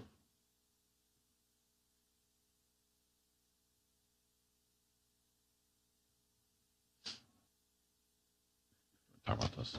All right. So the share. The share. Oh, I'm sorry. So right off the bat, we got notice just before budget was adopted last year that we're going to have this one-time payment of $1.7 million additional for ambulance service cost settlements from the state. One-time grant Normally we get about 400K. We're back to 400K this year. So there's 1.7 in your revenue. If I could add on that, you'll notice that the half of that, more than half of that, went to funding streets and sidewalks, which is traditionally how council has dealt with any additional revenues that come in during the year, whether it be sales tax or as in this case. So right off the bat, that's what was added for streets and sidewalks. Yep. $450,000 for an ambulance and $350,000 for capital project software. That completed budget amendment number 1. Budget amendment number 2 is what we call the carryovers memo. New council members won't have seen this yet, but it happens every year in the fall. Items that are budgeted for, in this case in FY22, but due to logistics reasons, we haven't really received yet, but we've got an order in hand for it. We'll move, this is that amendment to move that money into the next years. Council said, hey, it's okay to go spend 100K on a piece of equipment. We just haven't got it yet. We got to move the money. So that's what carryovers are. So to be clear, that comes from fund balance. So by definition, the fund balance is $1.2 million more than anticipated, but it's just a question which year it gets charged to. So, budget amendment number 3 authorized preliminary engineering work for 12 future drainage projects, an expense of $655,000. Budget amendment number 4 authorized a one-time transfer out to the community grant program of $250,000. And then it also authorized a $191,000 for 21 flock cameras, some vigilance software, blue light analyst software, One Solution Freedom software, and drone UAS improvements. So this was sort of a police-focused budget amendment. It does have recurring costs associated with it, as you would expect with software. Budget amendment number 4. First, this is where we increase sales tax. We said, okay, we've had a number of months of good sales tax. It's time to recognize that, put it in the budget. We can expend it safely. We're above fund policy. We brought forward a list that council approved that authorized the West Side Event Center marquee sign replacement, bunker gear replacement, 60 sets in the fire department, replacement fire engine for $971,000, beginning to replace the fire department radios for $360K. The also new software for fire department records management, 2 additional dispatch workstations, reclassed a police officer position to sergeant. There was $120,000 for Keep Pearland Beautiful and $45,000 for consultant building inspection contracts or inspecting contractors over in community development. $137,000 for park maintenance contractual service to increase the level of service at our parks and their condition. $250,000 for Priority 1 generator repairs, $185K for heaters for all those generators. And then I'm going to start going just for the larger ones, $650,000 for preliminary engineering reports for a bond election. Eric, can I jump in real quickly just to make one point of clarification, just because I know I get a lot of questions about this, but the $120,000 was not to keep Pearland Beautiful. It was to HHW Solutions, or Frontier actually, for their contractor. Keep Pearland Beautiful only takes the records, and then y'all pay Frontier directly. So just for that point of clarification. Thank you. I appreciate that, Councilman. Duly noted. And then budget amendment number 6. So this is an annual, we call it the projections memo. This is us saying, here's where we think we're going to end the year. We were recognizing additional revenue of about $2 million. And then we had some changes of salary expenses and other projections that netted out to $132,000 in additional expenses. When you add all those budget amendments up, that's where you come up with an additional $7.4 million in expenditures and $5.4 million in revenue. And I believe the delta was unallocated fund balance. Is that correct? Correct. Because we did have fund balance in excess of 90 target, days. Yeah, of whatever our policy is, and so we were able to take some of that. Where are we now, dollars and days over policy? Where do we sit now? Budget showing 100. While Eric's looking that up, and not to be argumentative, but that would be my concern and suggestion for you to consider is you see going through those that we had a very healthy sales tax with all the stimulus money and what have you that's flowing through, and that's not going to repeat. And we were able to do a number of things that popped up during the year and needs are identified during the year, which is natural. And I would suggest too, again, that those lease and rental payments are recurring underlying fundamental costs. And so I'd be concerned about A, being able to do those things that are going to pop up, and B, not being able to have the money to put into like we would hope. So what I was looking at there, coming down the revenue side from the sales tax aspect, I think it was about 3.4 as y'all were going through there, that was strictly due to increased sales tax. That's what it looks like, yes. Yeah. Okay. So I mean, in that neighborhood, we can't count on that. Right. I mean, that's just a bonus for that year. Okay, thank you. What was the days of? I couldn't find my slide on it, but this fund uses a little bit, this year's budget uses a little bit of general fund balance, about $765,000, if I recall. And that brings us down to an estimated fund balance of 97.5 days. So you're still above your 90-day target. So if anything happens and we need that money, hurricane season's still about, that is, and these numbers are based off the FY22 audit, right? Yes. Okay. Member Owens? Yeah, I was just going to ask one question on there that when we get into that and start looking at it, we pay out, what, $42 million a year on existing bonds that's been sold? General obligation, yeah. Huh? Yes. So, I mean, we got to get over that hump before we can go over another one. But, so the impact on those, I believe it is $42 million something on bonds that's already been sold.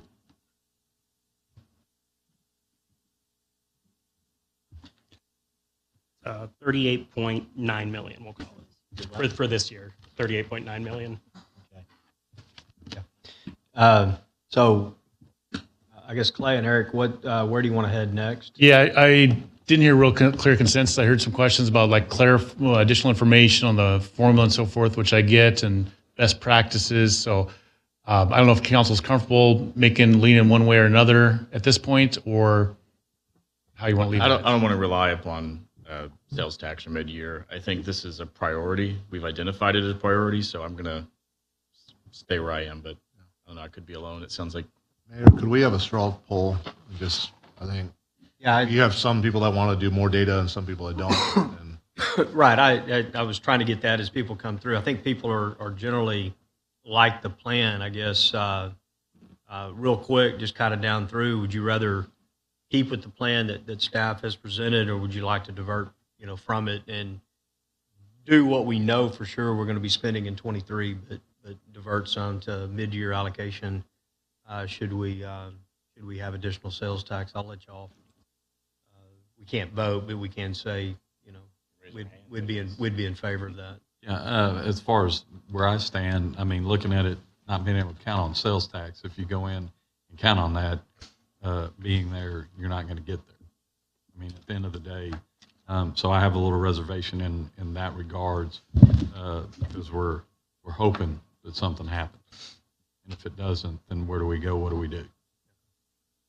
I put a proposal out there. I think we need to cut the value on the board. 2.55 million is it's roughly 1.5 pennies, and we should give it back to the citizens. They're going to go to McDonald's, they're going to buy groceries, they're going to go to Academy and buy things for their kids. I don't think that that's in doubt. I just think it's a matter of magnitude. I think that should be the first mid-year adjustment item, whatever the delta is, and start progressing to the number that was proposed. But I'm going to go ahead and be on the record to reduce that number to roughly 1/10 of what was proposed for the three funds. Yeah, I struggle cutting things based off of past performance. And so I guess I want to see more details from what the staff's putting together, how they're getting their assumptions. But it does give me concern just because we had some positive sales tax growth. Just as easy, I've been up here when it went the other way, and then we're scrambling. So I get it. I understand the proposal, but man, it's a slippery slope.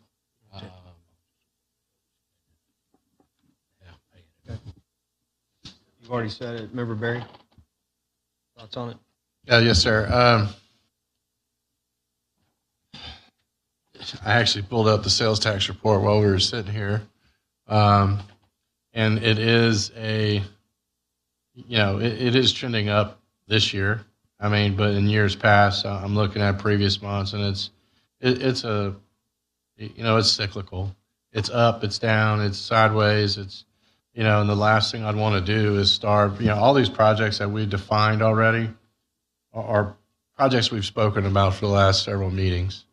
And, staff has identified them, 4 fire, 3 PD, fire truck, and so on and so forth. They're definitive. Those are things that we need. I don't necessarily want to starve future progress in the actual budgetary funds, the motor pool or IT or anything along those lines, to hope that our sales tax revenue is going to be there. While I like the idea, I think what I would be happy with is kind of flipping the script a little bit to say, you know what, that's great. If sales tax is up, then we can use that to fund our banks. And now we'll have the discretionary spending back in our maintenance and operations budget to be able to do that. So just my 2 cents. Member Owens, what do you think on the proposal from Member Camcar? What? What's your thoughts on the proposal to withhold the 2.7 million out of these recurring or these internal service funds, pay them out of future sales tax? Well, as long as we, say money before I vote on to increase it or whatever, is what are we getting out of it? What are we going to be able to do by doing that and those costs on there? So, I mean, that's pretty well up to the rest of the council. What are we getting out of it by spending that additional money on that? And that's what we need to look at, I think. Yeah, and I think ultimately the question is, if we've got dollars now, it would come out of property taxes, so it would be dollars now versus we could do a property tax cut slightly, and we would get it off of future sales tax dollars. The question is, are the future sales tax dollars going to be there? That's really the question that it hones in on. Is would the sales tax dollars actually be there? I just want to point out one thing of that big list that they have the memos of the 7.4 million. 2/3 of those were non-recurring items or one-time items. So I think that I just putting data out there. I'm not going to win this one. I get that. Doesn't sound like I'm going to win it. That's okay. But, the difference between funding recurring items like these facilities funds out of dollars that are not property tax dollars, but sales tax does come in. Maybe some years it's heavy, some years it's lean. Starts to make a lot of sense because it's not on the front end, but those needs are there. I think there's a time and a place to take the dollars. And I feel like it would be easier, but, it's 1 to 7. I get it. I'll just add, I think I could see that if we were in a scenario where we were pretty well, cushioned already, but we're not. So I think trying to work diligently towards building that up, as the mayor pointed out, I mean, I'm very aware that we're going to be heavy maintenance moving forward. And like I said, I don't hope that I get a bonus or something like that to invest in my retirement. I do it ahead of time, and then deduct that from the budget. Clay, are you getting direction? So just we're clear, we will use some more background information on the formulas, how it is, some best practices. But from what I heard, there was more interest in keeping it as presented. Is that fair? That's fair. 1 to 5. Yeah. So Mayor, if I could ask, can we go to slide 36 of 85 or the packet, whatever that was? So there was a suggestion, and it was a query for more information relative to the debt service rate and the numbers there. If you'll allow, I'd like to do a little run up there and just talk about the property tax in general, and then lead up to that debt service piece. So as you know, there are 2 components to the city's property tax rate, M&O and debt rate. The debt is at 34, and I'll get to that in a second, but that adds up to the total, which is just more than 10% less than the current year, 7.3% over less, I'm sorry. And so this is an important one, and I think this table shows you what FY22 actual is for general fund, debt service, the rate, and then we can't ignore the TERS, which is related to all this, And so that bottom line shows the revenue under the scenarios from FY22 actual to the state calculation of the no new revenue, and then the proposed rate that we have in this budget, and then the voter approved, and then the changes. This gets complicated, but it is important, the no new revenue, how that is done, and Kristen is our expert on that, but the numbers work, and this is important, that the no new revenue would actually bring in significant less dollars to the general fund. I know that it's a total, but the state formula combines debt and general operations. And because the debt's going up, we had voter-approved bond issues, et cetera, we have to pay those. So the no new revenue rate would actually bring in $4.5 million less revenue than we took in FY22. So that's before inflation, that's before any of the supplementals that we're going to talk about, but that's the reality of what that no new revenue rate does. And then the VAR is their calculation of what 3.5% more would be. That used to be 8%, but we're just under that VAR. How much more time do we have on that tours? I think it ends in 28. I think the TERS ends in 28. 28, 29, I think is the first year Somewhere it in falls there. off. Yeah. Go to the next one, please. So then, as we all know, if we own property, market's been good, valuations reflect that, and the homesteads are capped at a 10% increase, and so the vast majority of properties from all three appraisal districts hit that 10% cap. And the formula that we live under, the structure that we live under, recognize that homesteads are capped, but businesses are not capped, apartment buildings, et cetera, so those are going to ride with the new appraisals. And then with the rate that we have in the recommended budget, because it is our rate is going down more than the 10% valuation cap, that is a dollar increase in the city scenarios, which is different than any prior year since I've been here. So it's actually less dollars for these homestead properties on the city portion, which we can control. And so we've got these same examples and shows that amount. It's the second chunk of those. Keep going. Then Mayor, you asked that we throw up your bill if you want to talk about that. This is your own experience. So, this just shows a same flavor, same thing applies as what we're doing here. I wanted noted even last year we were below the no new revenue rate, not at the no new revenue, we were below it. And even with the adopted budget and adopted tax rate and below the no new revenue rate, my tax bill went up. That's a good point. So that's just the vagaries of the formula and when the state sets that out. So the next one, please. So, and to that point, Clay, back up to that just a second, because there's a lot of chatter out there about, well, values are exploding, and they are. And so, yeah, you drop the property tax rate, but my ultimate bill is still going up. And I'd like to recognize, staff in putting the budget together, recognize that. And while, yes, it's a $39 decrease, and it's not, going to set the world on fire, still what staff proposed was decreasing enough so the homestead out there is basically not paying an increase in taxes. You're getting a little bit back, but you're not paying an increase.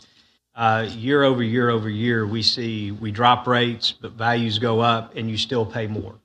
This particular year, you're not doing that. So I think it's a way to eat into the growing narrative where values are just continuing to outpace, and our rate is not. We're bending that curve this year, and so I don't know how many times I've seen it or heard it. I'm still going to pay more in this particular calendar year. You wouldn't. Now, if you didn't homestead your property, I can't say that. But I said it last week in our meeting when we talked about budget, that if you own a business or if you own investment property and you go up more than 10%, then yeah, you're going to pay more in property tax. For those properties that did not go to full 10% this year, you'll get that much more of a savings. We just maxed it at 10 because we know that that's the max on the evaluation. So that's really what this was meant to do, is just highlight that every property owner that owns a home and it's their homestead should see stable, if not a small decrease in your actual physical tax bill this year. And I think that's a great accomplishment. Like I said, we adopted below the no new revenue rate last year, and I paid more in property tax. This year, we're above the no new revenue rate, and we're going to get a decrease. So leading up to the question was to examine the debt service. And so just spend a few minutes on this.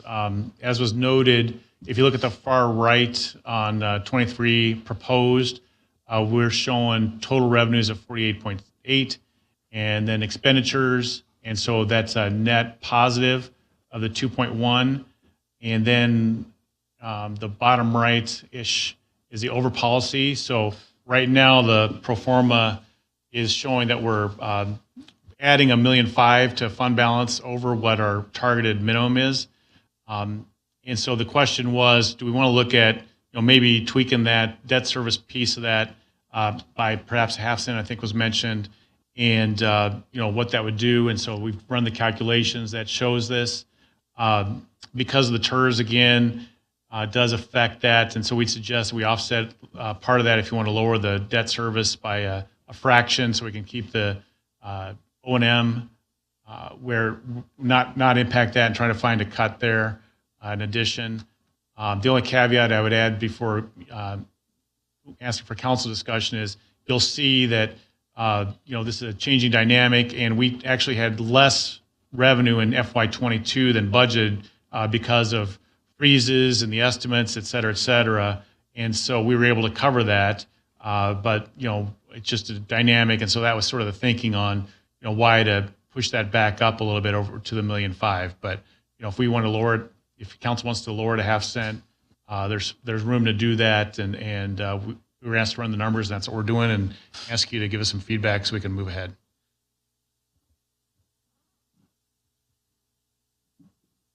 And real quick on this, on the bond payment, not the MUD rebates, but the bond payment there, Clay. Yep. I see a difference of $2 million ish. Yes. So is that additional bond payments? Is that 2019 voter approved projects now having to be paid for? Yes. And another caveat to all this is we don't know what the exact number is on the MUD rebates. We get estimates until we get into the year. So, that expense, that 7.7, you see that growing, but, we're obligated to pay that. You see that actually went down. We overestimated that last year. We still were negative net, but we boosted that up, and, we have to make those payments.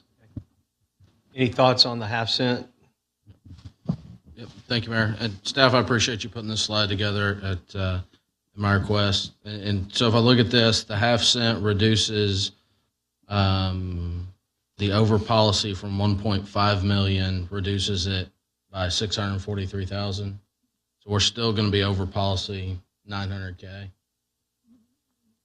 ish in the debt service. So even if we do come in light due to freezes or collections, we should still be whole on the debt service side.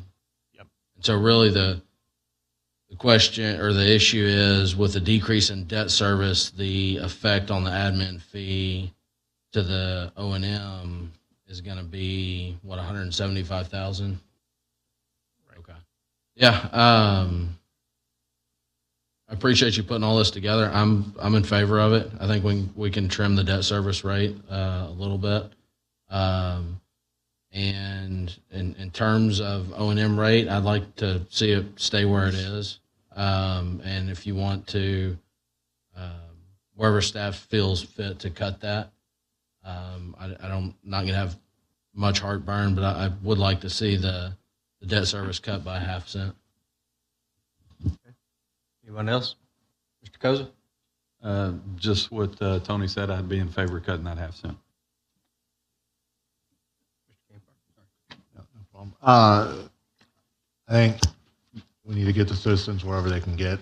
We're a dime off the no new rate. I hear the consternation around, well, it works, it doesn't work. The hard reality, I think the city where we are is having to make decisions for the body is if you don't get an exemption, you're a business owner, or you buy water, you're buying 13% more expensive water as projected. You just don't get the benefit of the exemption. If you're a water buyer, there's no exemption for water increases. If you're a business owner, you're stuck. So if we can get this here, I guess we can get it, but I think it's a very small consolation prize. The reality is we need to get lower. And one-time homestead cap loss of 10% is great, but if the growth doesn't happen next year, guess what? You get to pay the full value of the increase, and the growth of the government now says, well, we have all these new people, we have all these new toys, and we have to pay for it. And so I just think we have to be very cognizant that this is just 1 year and this is one item.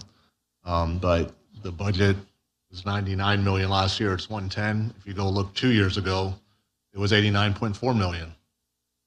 That's in 24 months. The growth of government has been 23% in expenditures. So I just think we have to be very cognizant of what we're buying and what we're saying is a priority and a need. And if we can give them back a half cent, I guess that's great, but there's a lot more pennies out there, and we just have to be willing to go get them. In regards to that right there, you said 99 million. The amended budget was 1.6. It was 7 million different, and we got lucky in regards to sales tax. So you I would agree with 99. you, but we look at things on a year-over-year basis. Inflation, if you go look in the newspaper, is the trailing 12 months.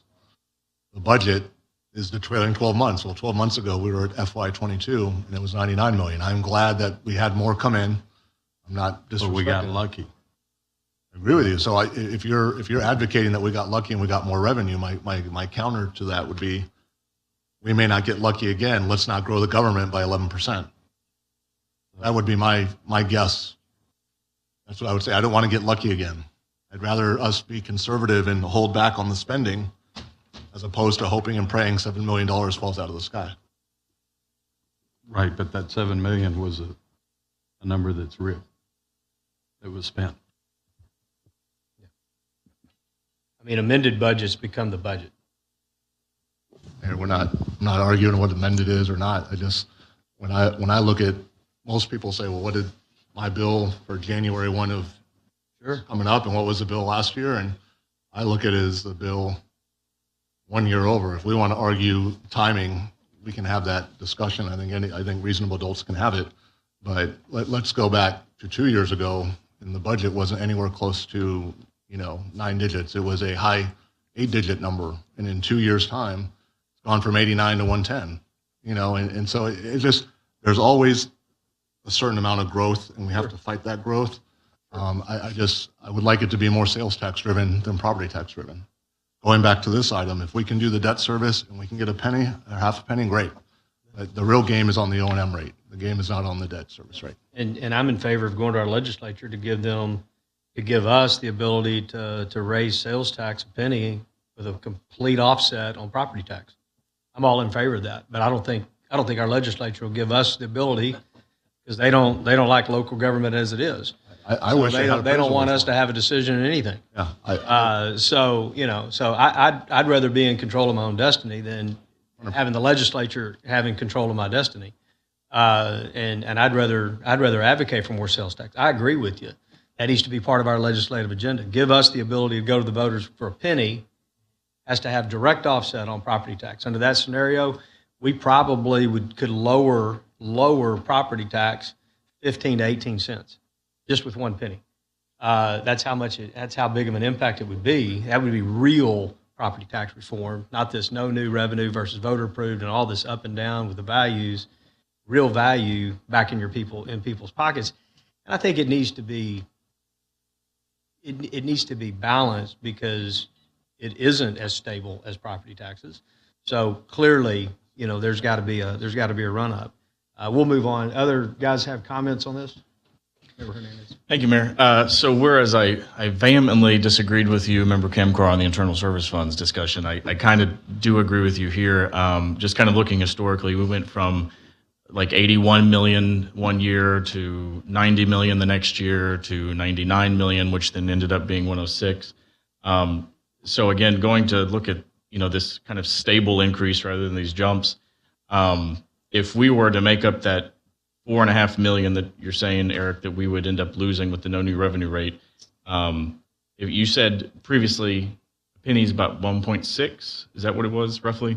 So it would be about 2.8 pennies, I guess, there to kind of make up that 4.5. And then if we were to grow from that original amount, which I know there's some discussion up here about that, but if we started from the 99 million and let's say we increased it by 4% just to kind of keep up with inflation and do some of the priorities that we've at least identified, that would add another roughly 2.5 pennies. So that would, if you were to add all that together, it would be about a 2.7 cent decrease on the O&M side. That I guess then we could, from a mid-year perspective, try to, if we wanted to lean into sales tax a little bit more. That's kind of how I see it. So whereas I disagreed with Member Kemcore on the internal service fund side, from a growth perspective, just kind of watching, year over year, that's kind of where I'm landing with some of this, which I know would not put us in a position where we'd be able to fund everything. But whereas I previously have maybe chuckled with Member Owens, kind of one of his more famous phrases was, "It's not my job to figure out where the cuts come from." That's kind of where I land on this is I think we can probably come off of it just a little bit and focus on these incremental increases over time, try to get those to be more, more or less the same year over year, which I realize this is a special situation with the no new revenue rate. The one thing that I didn't see in here was, and I would like to take this into account, is you had mentioned that we had some previously uncollected revenues that were utilized to calculate the no new revenue rate in this year from previous years. Did we know what that number is? Because I couldn't find that. No, there's a couple different things. That funds committed on there, that's what we had the tax assessor use as a plug number to get the rate down, but they've eliminated that in the formula, so that's no longer available on the table for us. Oh, okay. Got it. All right, well, I'll leave it there for now, Mayor. That's just... And to your other point, the next phase will be, we're going to go through the supplementals one by one, and you'll see that $5 million worth of things that match up with council priorities or not, and so we'll ask for your direction on that. I appreciate that. Thank you. Member Berry, any thoughts on the half-cent? No, I want to thank Member Carbone for asking them to take a look at that, and I'd be in support of the half-cent reduction. Member Owens?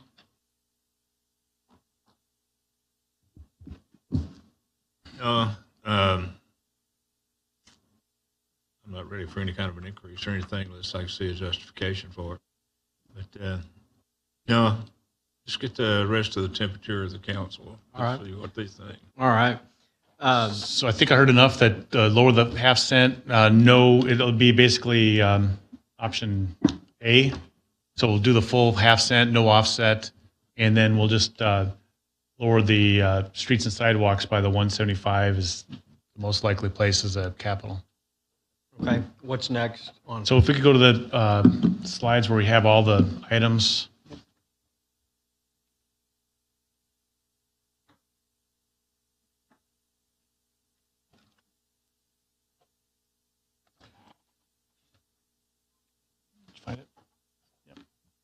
And the reason this is important, folks, while they're doing this, I want to go through this and the next slide, because we really need to have consensus. And for those in the public, the next time we meet as a council in the council meeting, first meeting in September, we'll have our first vote on the budget. So we need to give this direction to staff so they can kind of start putting it into final form for us to vote on.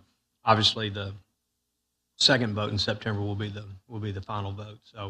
So just to get off on that, there's two slides as you mentioned, Mayor. I think most of them are on here. This adds about $5 million to the general fund, and just like you said, let's try to get a consensus. The first thing is was highly recommended, reviewed. There was a meeting of the directors looking at all the supplementals. and everybody is technology dependent, and just to shore up and get basic frontline support on that, the recommendation was for a technology support specialist. This is a level 1 person that can go around and help people, with their hardware, software needs, and spread that out. So really, we need to go through these one at a time, but I'd like to hear, before we do, we at the council in our goal setting retreat talked about the Unified Development Code update or rewrite. It's cumbersome, it's difficult to understand. It was something that we put into our goals, we passed our goals, and so here it is to be funded. So we need to talk about that. Is that something we're still on track to do? We get into the community, safe community, 4 firefighting positions. I'd like to hear from the chief on the 4. Why do we need the 4? What's the justification for the 4? What does that mean in Councilmember Owens? What do we get for that, and how does it change us? Same thing on the police side. Oh, and your fire office assistants part-time as well, and same thing with police equipment and 2 officers and telecommunications. There's a lot of money wrapped up in that middle safe community right there, and just kind of like to hear the justification. And obviously we have members of the public here tonight and also listening in. Sustainable infrastructure, we all talked about enhanced drainage. That's what this drainage crew and Public Works, the 662, we asked staff to put that in the budget. And so are we still on track, with that? And then some of the others. So I'd like to hear from the chiefs on this middle component first, and then go from there.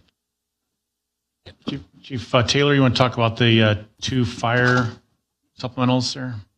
Absolutely. For the 4 firefighter positions, Mayor, that's 4 positions that are needed to get us to a level where we can operate without having to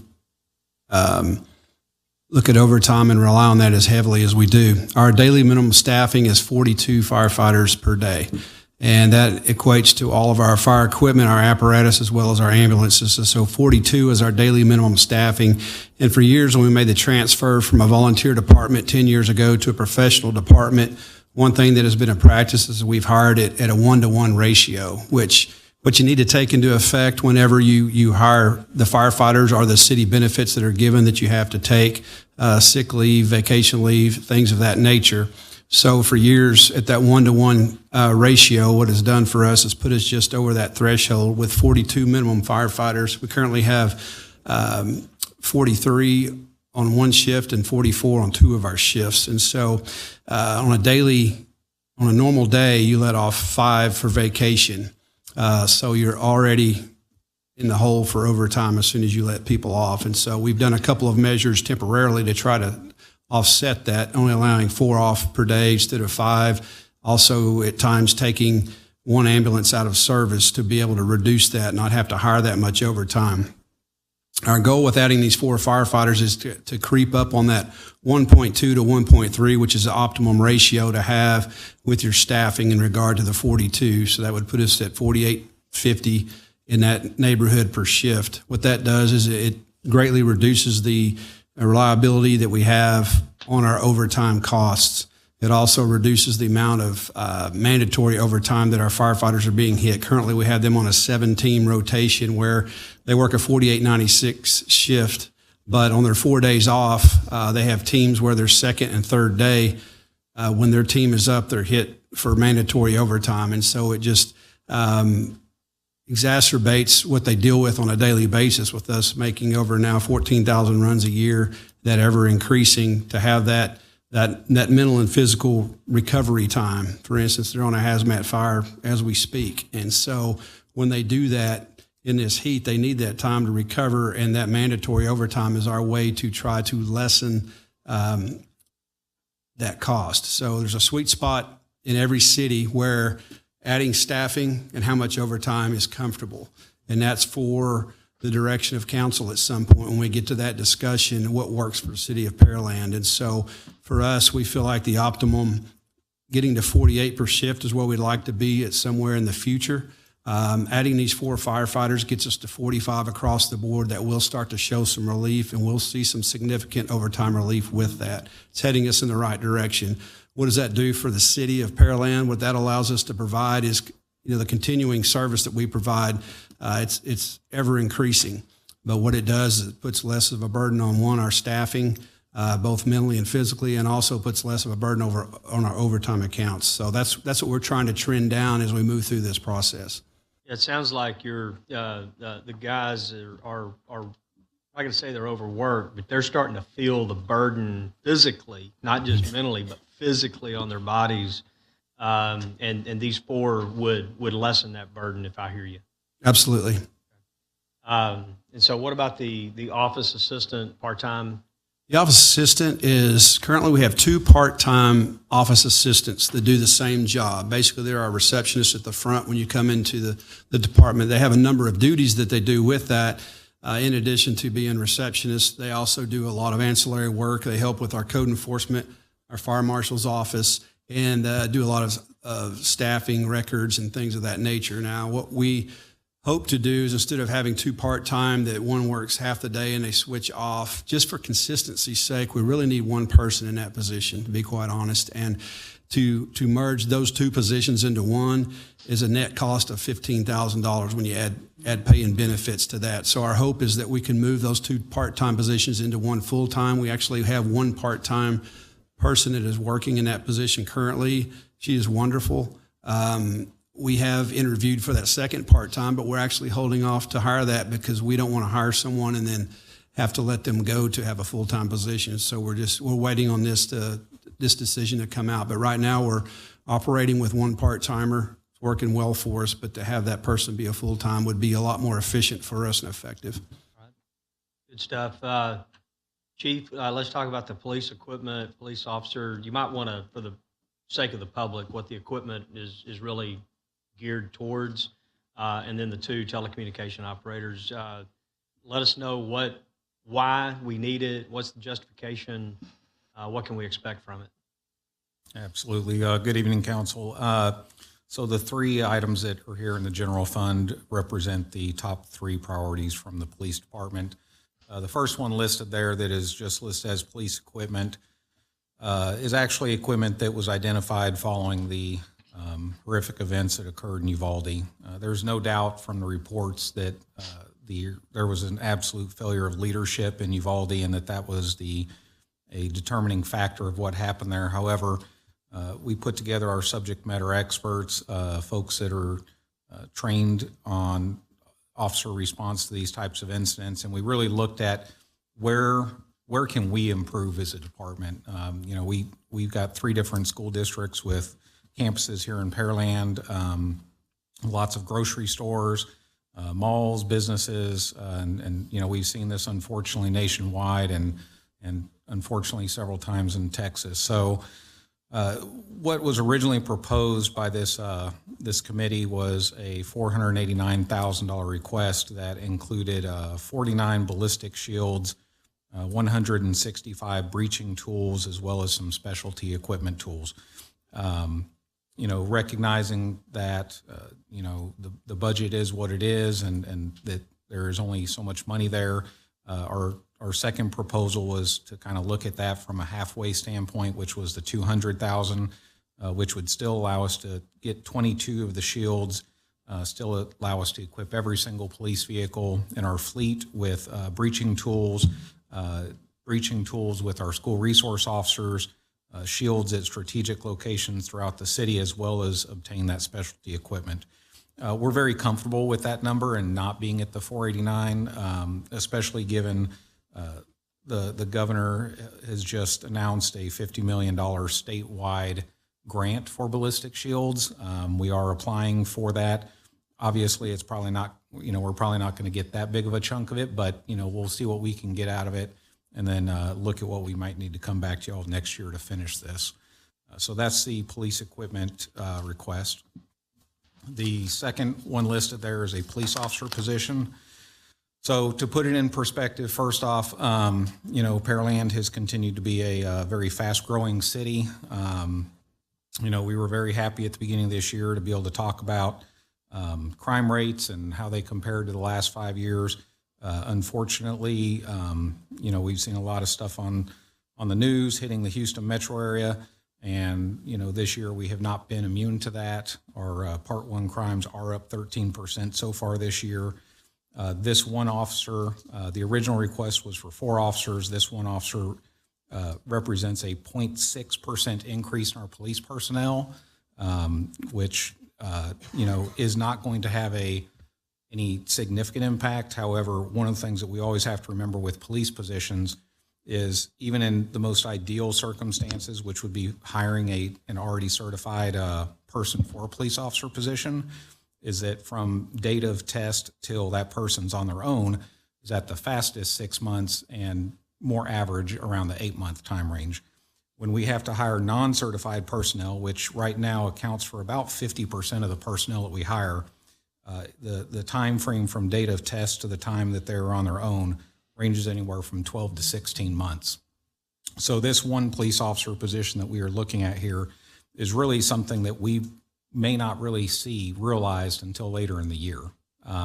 But we have to have the funding under civil service law to actually even be able to post for it and start that process. The benefits of this, well, it does help us buffer our openings. We've had some really long-term leave. We've had, for example, one officer on military leave for about the last year, and having her gone has, impacted her patrol shift. We've had several employees out on long-term FMLA. Actually, they're both at almost a year by the time it's all said and done away from their patrol duties. And so just even adding this one person helps us buffer that a little bit.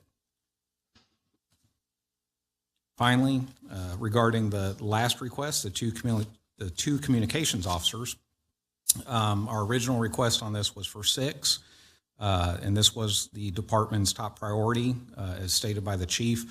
According to the National Emergency Number Association, an agency handling the call volume that Pearland handles should have at least 33 and a half full-time employees. We currently have 22 and a half. This means that we are 33% understaffed on what is the first line, the very first responders that our public generally contacts when there's an emergency. This has put a tremendous impact on our personnel in this group. It has really impacted our turnover here, morale. We know our staff are getting burned out. To put it in perspective, 13 of the 16 TCOs have been with us for less than 4 years, and half of those have been with us for less than a year. So this is an area that's been really hit as far as having to come in on forced mandatory overtime just to fill when one person calls in sick. So these 2 positions will help us continue, the momentum that we've been trying to get over the last few years to, hopefully reach that recommended level. It should be noted that because the Pearland Police Department is a PSAP for emergency calls within the city limits, regardless of if somebody needs police, fire, or any sort of medical services from fire, those calls all come to the police department's dispatch center first. During the last 2 major storm events, the Winter Storm Uri and Hurricane Harvey, the contracted telecommunications systems that we use for fire and EMS did become unavailable, which meant that these staff had to handle those calls. And so, having some sort of buffer there is something that we need as well. All right, thank you, Chief. I also want to make note, the police officer there for $185,000, that includes a vehicle. So that would drop off after year 1, correct? Yes, sir. That does include a vehicle, so that's not a complete recurring cost. Okay. All right. Good deal. So obviously, maybe Robert can speak to the project manager. It says here this is all charged to the various projects. It's a net zero, but would you explain this? Just for the public sake, project managers are a premium in the Houston area right now. We're having harder and harder time finding our own project management staff because of the pay. So what you see here is something closer to a market pay that you'll see in the Houston area. hopefully we can get some project management with it. So, Robert? Sure. Mayor, Council, thank you very much for the opportunity. That $140,000 besides pay and benefits does have a vehicle associated with it too. So just want to clarify it both ways on that.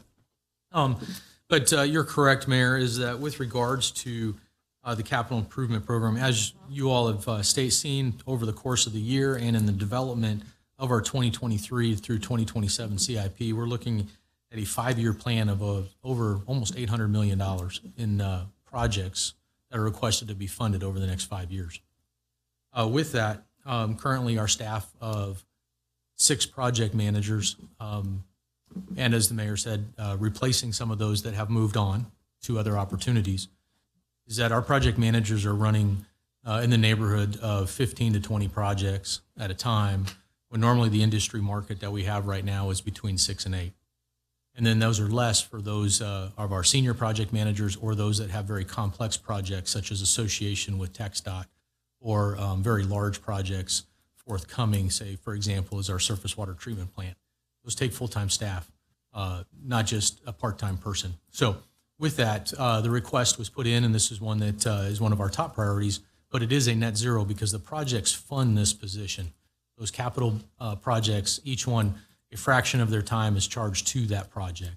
So it is a net zero in the end with that. So this would then provide an additional project manager that'll also, as stated in our white paper that we had, also take me out of the project management role. I'm still running a couple projects from the days that overseeing the engineering capital projects as well. They'll help roll those off as well and prevent me from having to pick that up. Okay. Thank you for that. When it says net zero, that means the general fund's not paying for it. That is correct, Mayor. All right, and Clay is, I guess Carrie's here. Can she explain the two? Those are both Parks and Rec, the program contract instructor A and the senior office assistant. Absolutely. Good evening, and thank you, Mayor and Council. The first item is a program contract instructor pay. This is a request to transition. There's 2 different types of strategies for revenue strategies for 100% cost recovery programs. The first one is an 80-20 split, where 20% of the registration fees for the program are paid by the program registrant to the city. 80% of the cost is paid directly to the instructor. So with this method, the city doesn't have any expenses related to the program and only receives the revenue. Over the years, if we've transitioned some of our programs into this method, we've seen a significant decrease in the level of customer service and the quality of our programs. So what we're proposing is to utilize a different method where the participant will pay 100% of the program registration fees to the city, and then the city will pay for the program cost, and as well as the instructor fee. This will allow us to improve streamline the registration process for the user, and then potentially, in addition to just recouping 100% of the cost, we actually have the potential to make revenue. So you agree to a flat rate fee with your instructor. Once you hit the minimum program registration, anything above that is additional revenue to the city. The second item is a senior office assistant part-time to full-time. We currently have 1 full-time and 1 part-time senior office assistant. These staff are primarily responsible for assisting our residents with program registration, facility and park rentals, and the collection of fees as well as past due balances. With the growth of our city, with the growth of number of facility rentals that we have available for rent, and then just the overall number of calls that we're fielding at the recreation center, these staff do not have time to keep up with the demand, and therefore we're seeing less efficient customer service. They're not able to respond to customer inquiries as quickly. They're not able to follow up on rentals, so we're losing sales. This addition of the 20 hours plus the benefits for the part-time senior office assistant will give us an additional 20 hours of time each week to help improve our level of service that we're providing the community. So is the first one, is it really a net zero? So it's paid for from fees? Yes, with the increase that we're asking for, it will be offset with the revenue for the programs.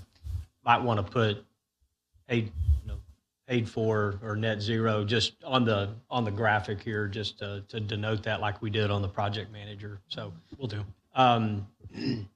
I know Member Owens has a quick question, but what I'd like to do is kind of go through, do we have concurrence on this going into the budget? Because this is really what they need to know. But Yeah, this is just a quick on the drainage crew. Is that 662 already in the budget? Yes. It's just changing into a drainage fund, right? Right. It's funding the drainage crew. It's coming into the general fund, and then the transfer out is already built into the 23 budget. So if you'll recall, Member Owens, we had the drainage fee proposal, and in the drainage fee proposal, it had enhanced drainage. You and I talked about this probably 14 years ago, that we needed to have a crew that with the capability of looking at the storm pipe. Right now, for those in the public, we can see if a ditch has a problem because it's open. We can see it. But if we have a problem in a pipe, we can't see it. And the city does not have a regular program of making sure that those pipes are clean.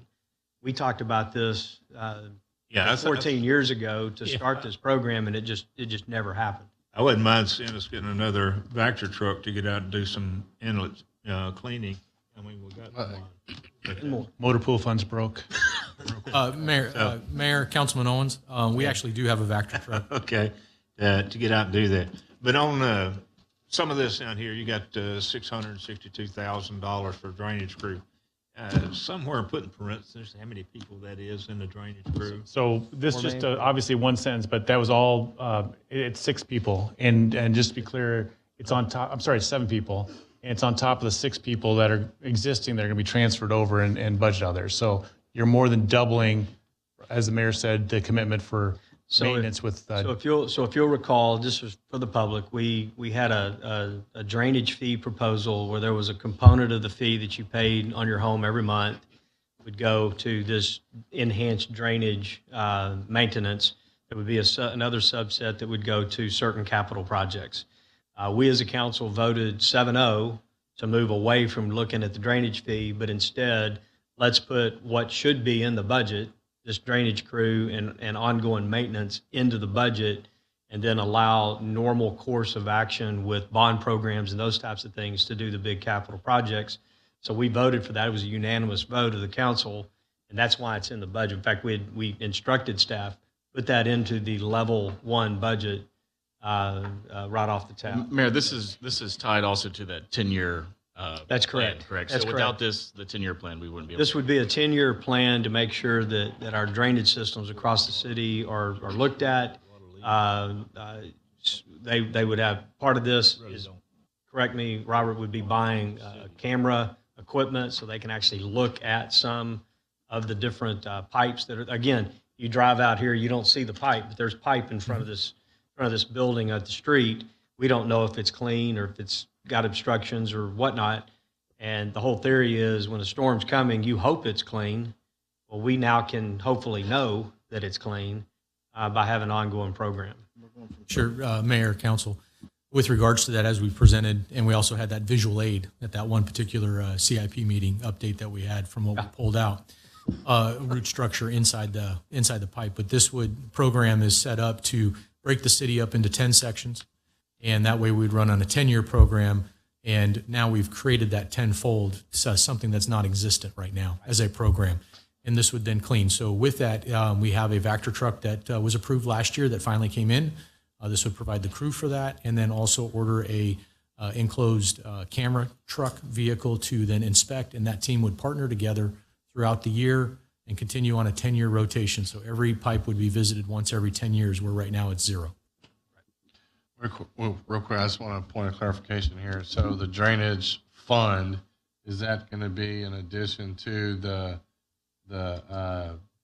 IT fund and the service, all the other service funds? Yes. So we're going to have another line item for drainage fund? Yes. Okay. Just clarify. And Mayor, just so I can follow when we're going along, you're asking council concurrence on the package, or were we going to go through? No, I'm going to let them. We'll kind of go through it, but I just talk about this because this is a lot of this is we've driven it, drainage crew, Unified Development Code, and whatnot. we've heard from two of our public safety department heads on why they need some of this personnel. So this is really what's driving some of the additional spending in our budget. So it's time to hear that. Do we concur with it or not? So we'll start. Whoever wants to start. Where are you at on? Where are we at on? Well, I'll do that. Okay. Member Hernandez. Yeah, we never start in the middle. Sorry about that. You always get stuck in the same rotation. So. Thank you, Mayor. You know, creatures of habit. Go ahead. So the drainage crew and the project manager, I think that's something we definitely need. And like I said, we're going from something that we're not currently doing to an established program, which I think is going to be great in the long term. Trying to use whatever vision I can to look into the future. I did have a question. The difference between the part-time to full-time conversion, one is 15,000 from the fire side, and on the park side, it's 33,000. What is the? So as the Chief Taylor said, they've got 2 part-times already. So it's just and they're going to 1 full-time. So you've got budget for a second part-time. Parks doesn't have that same advantage. Most of that's probably Benny's. It's benefits, yeah. So. Okay. And then on the equipment side of things, I would like to see what we can get from this statewide grant.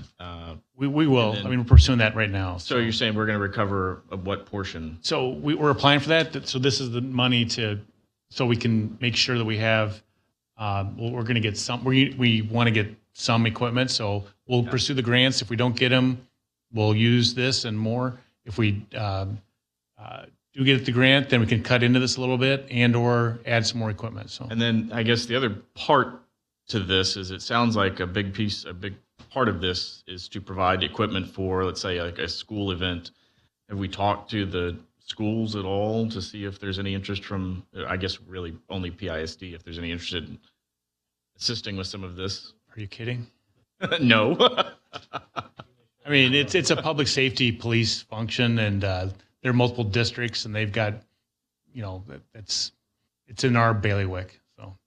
So if I can, we have spoken to the districts. Alvin ISD, of course, has their own police department, and they'll be pursuing their resources separately. We'll work in coordination with PISD.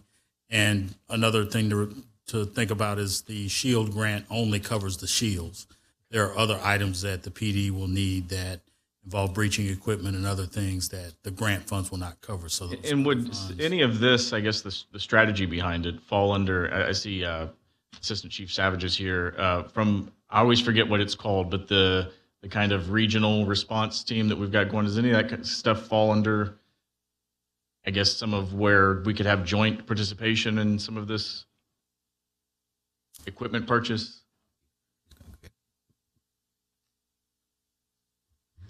So the CART team, 3 agencies, and all of them bring a certain amount of equipment to the table with them. The Pearland team does have a rifle shield.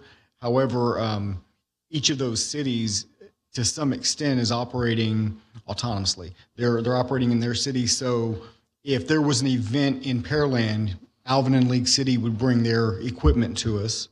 So it would be at use then. But for a rapidly evolving incident, such as what we saw in Uvalde, or something that would happen in any of our public venues, we need to have the equipment here where we can get to it quickly. Okay. I guess just whatever additional color we can get on that, and I guess there will be a follow-up from, I'm assuming, Joel, on what we think the anticipated recovery is going to be. The telecommunications officer, operators, it sounds like that is, you said, the #1 priority from the PD, so it sounds like they really need those. On the police officer and the 4 firefighting positions, I could honestly maybe go either direction with that. I understand the need for the firefighters, but I don't know, maybe we do it incrementally. That's a big giant number there. Maybe do 2 instead of 4, but I mean, that's just, from looking at this, that's just my initial reaction to it, Mayor. And I think for the rest of it, if Carrie is saying that the instructor pay will be collected through the fees that are paid. I think we're fine with that. On the IT side and the UDC side, I think the UDC update is long overdue. The IT side, it looks like we're trending to where IT is becoming the most important department in the city. So I think we definitely need to move in that direction. But one final thing to Carrie's comment earlier, I've seen that we have shifted towards some self-service for like facilities rentals and things like that, which I'm hoping will take some of the burden off. Are we doing more in that area to try to drive more people to facilities, rentals and stuff on the website versus having to call in and rely on staff? So with the addition of our Perfect Mind software, it did open up the possibility of registering for rentals online. However, there's a lot more than just the filling out the paperwork online. There's facility tours, there's work orders that have to be submitted for all of their setups. There's the follow-up to ensure that every online rental actually has a payment associated with it. So yes, it does relieve a little bit of the time, but the demand is increasing much greater than what the online rental service is allowing. Do we have a plan to eventually address that and start taking more action through, online tools or automation? Yeah, absolutely. But the level of customer service that we provide when someone is planning an event, they want that face-to-face customer service. They want to be able to go and see the room that they're renting. And that's what our staff spend a lot of time working with them to help sell those rentals. Okay. All right. That's all I have, Mayor. Thank you. All right, good deal. Member Barry, you got your Mayor. on there. Yeah, I do, Mayor. So, just kind of going down the list real quick. IT, again, I reiterate Member Hernandez's concern. IT is quickly becoming one of the most important departments in any organization. UDC, whatever we can do to make it easier for small to medium-sized businesses to do business in the city of Pearland, I'm all for that, and it's a long time overdue again. I understand the firefighter positions as far as overtime and whatnot, but and I may have missed it, I just didn't see a line item for overtime listed anywhere. Police equipment, of course, anything public safety, I'm going to be in support of, again, as long as it's substantiated, and I feel like y'all have done a pretty good job of substantiating that. 2 dispatchers are much needed. It's a pressure cooker in there.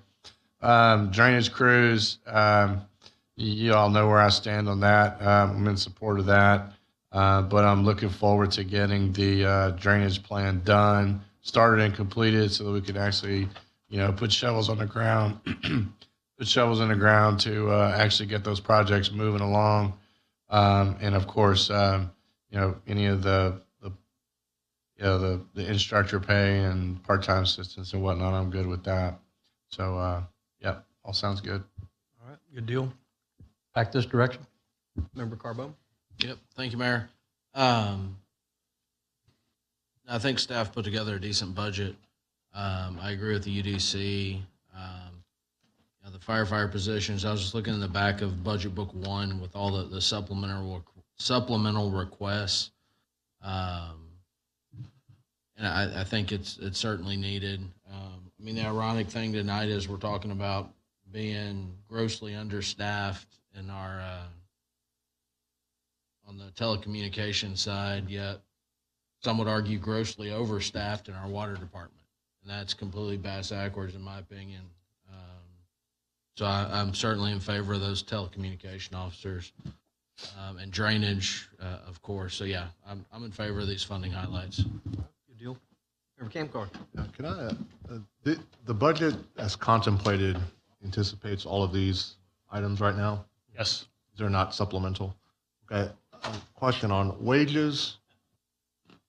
The total for this year in the city manager's budget transmittal letter at 72 million. Is that still the ask? Sounds right. Yes. 70, so there's 70, another. I'm sorry. 72,031,000 and change. So what I'm trying to understand is what was last year's number, what's this year's number, and then what is the boost that we anticipated? Because sorry. Go ahead. So this is the additional positions and people, discrete, and the only thing on the next slide to go through is the pay increase, and that's set at it's built in here, and recommending 5.5%. That funds both the steps and the boosting the pay plan, and that's $3 million to the general fund, another $800,000 for other areas. So that's the only thing that's not on this list right here. So Eric, help me understand this. No, I'm sorry, Mayor. I'm trying to grasp because we're adding personnel in this piece and it rolls together. So in the Excel, you guys had just under salaries and wages across 170.010, 0.15, all the different overtimes, FICA, all that. You have the 72 million. It ties with the budget letter. And then the 22 budget that you guys have in here is 71 and 50,000. So essentially it goes up $1 million plus or minus. Correct. Explain to me, go ahead. Huge caveat, the 22-23 isn't exactly comparable because IT is going to that separate fund and fleet facilities is backed out of there too. So apples to apples, general fund doesn't include those. That's a fair comment, and we'll caveat this. I'm trying to understand what is the cost of that last bullet, I guess is what I'm trying to get to. It's 3 million and 3.8. So what is, I gotta get my Aggie math calculator out here. I'm not that smart, so you gotta bear with me. So 3.8 divided by 3.8 million divided by 1.5, is that right? What's your 3.8? What you guys have on there, the 3.8. So that's citywide. Right. Yeah, so that's every employee, right? That's Right. all. Enterprise, et cetera. Yeah, divided by 5.5 would give me, in theory, I'm just trying to understand, what is 1% instead of 5%? We had a memo on what 1% was. That's in the cover memo? So that's the 760 number? Yeah. Okay. Yeah. Yeah, I think it's the 760. That was a question asked, and it was in the. Yeah. It's near the very top on that one. Sorry for making it sick. The 760 number times 5.5 is 4.18, and so I'm just trying to dial in here.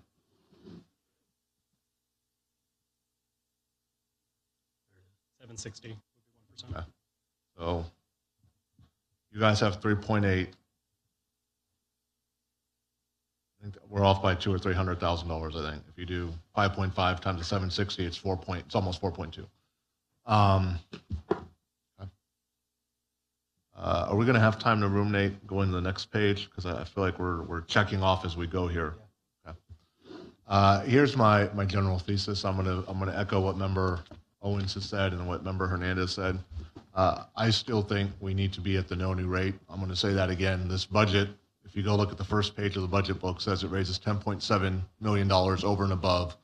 The natural growth, so new construction, is $1.4 million. If we go back to the highlights here, we back out the 6.6 because it's allocated.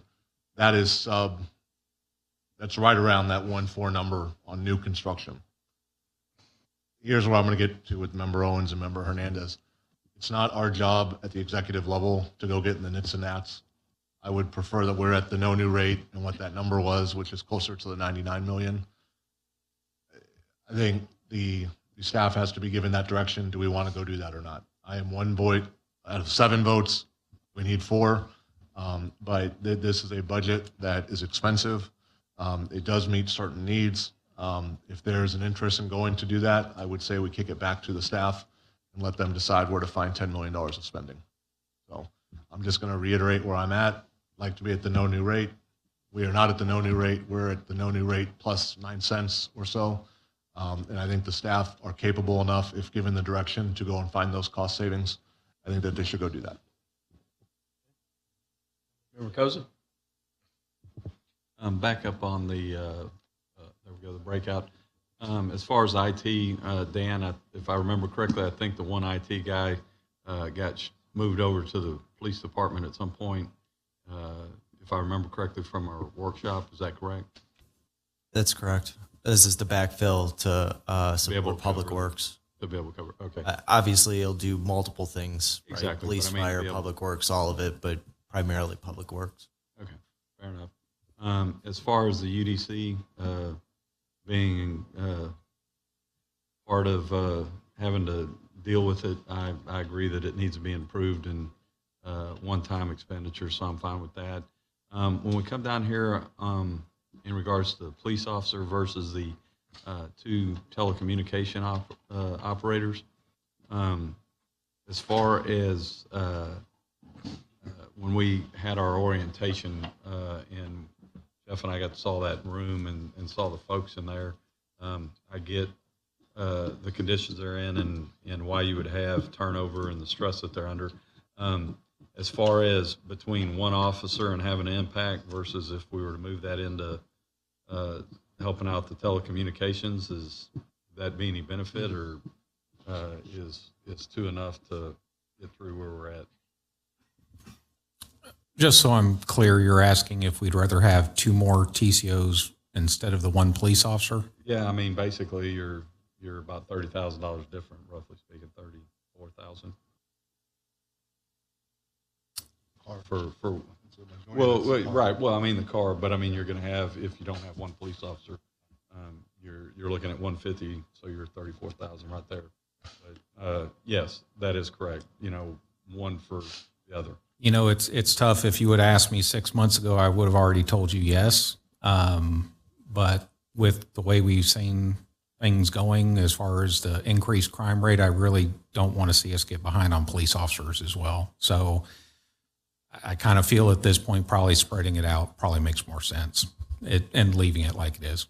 Okay, fair enough. I was just curious as far as that goes. But thank you for asking. Not a problem. And drainage, that we need that. I'm for that. As far as the project manager, I remember sitting up here, Robert, where Garver wanted $1 million, give or take, and we're looking at 140. So with this one gentleman or lady, we'll be able to cover what we were looking at a month or so ago. Councilman Koza, no, the answer is no to that, but it's a start in the right progress. But it's no, because we were looking at two potential full-time employees supplied by the excuse me, by the consultant, along with augmentation out of our surface water treatment plant. So with that, it was actually two full-time employees. We had asked for this one in previous years to be able to continue enhancing and trying to get our project management levels down in the number of projects so we can have appropriate level of focus on those projects. So it's a start in the right direction, yes, sir, but it's not going to solve everything. Okay, fair enough. And the rest of it, I'm fine with. Okay. Good deal. Yeah, I think a lot of this is what we've kind of asked for. My question on both police and fire. So right now, this goes to when would these be available? For example, Chief, are we at full strength with all positions in police now? No, sir. Our next test is late October, so we would really like to have the position filled prior to that date, so it's a position we can test for. How many positions do we have open? Today, I believe it's 2, but we also have one on the cusp. That's okay. Open. So it's not 4 or 5. We're down to just correct. We hired 3 officers today. They still have to go through their training, and that also includes, I think, 4 set for academy in October. We technically have not hired them as far as we're not paying them yet, but we consider the position filled. Okay. And Chief Taylor, I'll ask the same thing. Are we at full strength with the positions before these? I know we had 7 come into the class today, so. Correct, Mayor. We had 7 come in today. We'd still be 3 short, I believe. We have another hiring coming up in September, mid-September. We're trying to ramp that up so we'd be in a position to hire and fill those voids in October. And then, of course, of these 4 were on that docket, we would attempt to fill those at the same time, and that would get us flush at that point. Okay, good deal. Just kind of wondered, because if we were, like in police, if we were 5 or 6 positions shy and we're adding 1, maybe that's a mid-year adjustment that we put it in for 6 months. Same thing on the fire if we were there, but it sounds like you've hired and maybe you put them on mid-year, and there would be some savings in year 1, being able to do that, knowing it's a recurring cost. But I think most of these we've asked for. The Unified Development Code is a dumpster fire, to put it bluntly. Even our staff would agree it needs a complete rewrite on, and no offense to the attorneys wrote it, so you can imagine how difficult it is to understand it. You got to almost hire an attorney to just interpret it for you if you're trying to develop in the city. So this is in an effort to make our city more business friendly as we move it through. Drainage crew, like I said, I was in favor of this 14 years ago. Just left the council in 2010, and it never happened. And so certainly we would have been through a complete 10-year cycle of our pipes by now. And I like the fact down in Parks and Rec that position really will pay for itself. So I like what's here. It was driven, a lot of this was driven from council itself. And so, it's time to step up and make that payment. So with that, I guess we probably ought to move to. Yeah, so is there any? Woody, do you have some? I'm sorry.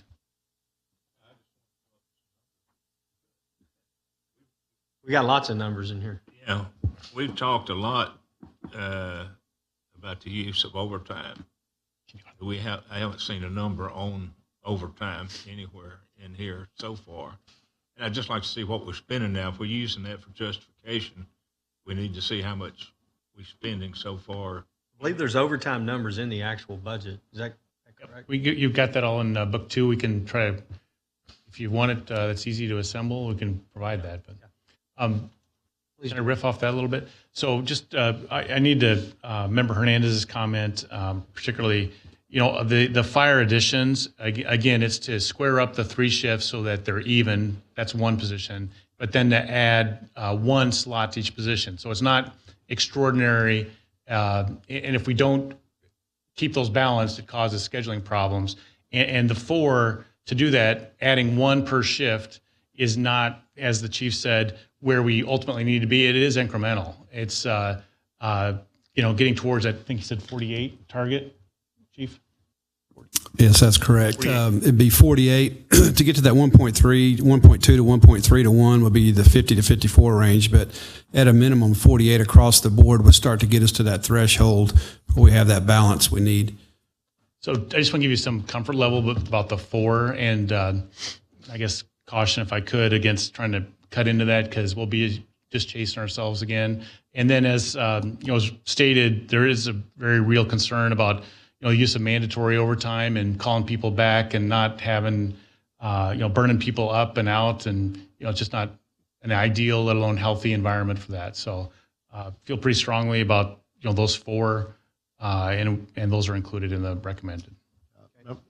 Member Owens. Additional times, is that a loaded rate that we're paying? That's benefits and salary? Yes. And vehicle if needed on whatever the position. So we wouldn't need particularly vehicles on the fire side for the 1 additional, so. Okay, but the other is the salaries plus benefits. Yep, always. Each get a truck. How's that? Member Owens, to answer your question, the number is 5.077 million. So about 5.1 million in overtime. That's up from 4.6 last year, based on the file provided.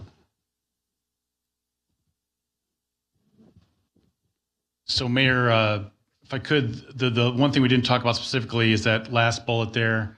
In this budget, we've included, and that's fully loaded as well, funding the step increases and then raising the pay plan. As you'll recall, we did the class and comp study. We had to make substantial investments to catch up. And so this is recommended to not only keep up with current times, but also to keep us in that competitive environment, to retain and attract people that we talk about. So in this budget is the 5.5% for employees other than the uniformed. The police and fire step plan has a little bit larger increases in the increments, so it's 6.5 on that side. And so the cost of that is fully funded, the $3 million in the general fund and 3.8. So. And I just, for the record, I want to ask the question so we get the answer on the record. But we had, I think it was 8 or 10 employees that didn't get the full market rate last year. As we did that, but it would have blown our policy on raises. So as I understand it, this gets those 8 employees to where they needed to be. That catches that up as well, yes. Just for the public, we did a comp and class study a couple of years ago now, but we started implementing it last year. Just like any other business that's out there, you want to make sure that your employees are in some kind of a market rate. Are you above? Are you below? Where are you at in the market? If you have good employees, you want to keep them, but you also want to make sure that your pay is commensurate. A lot of people will leave for pay.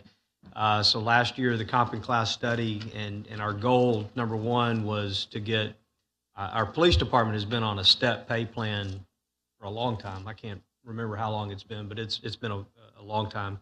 So a uniformed officer, when he comes to work here, understands the progression and where he's going to go in the department and over time.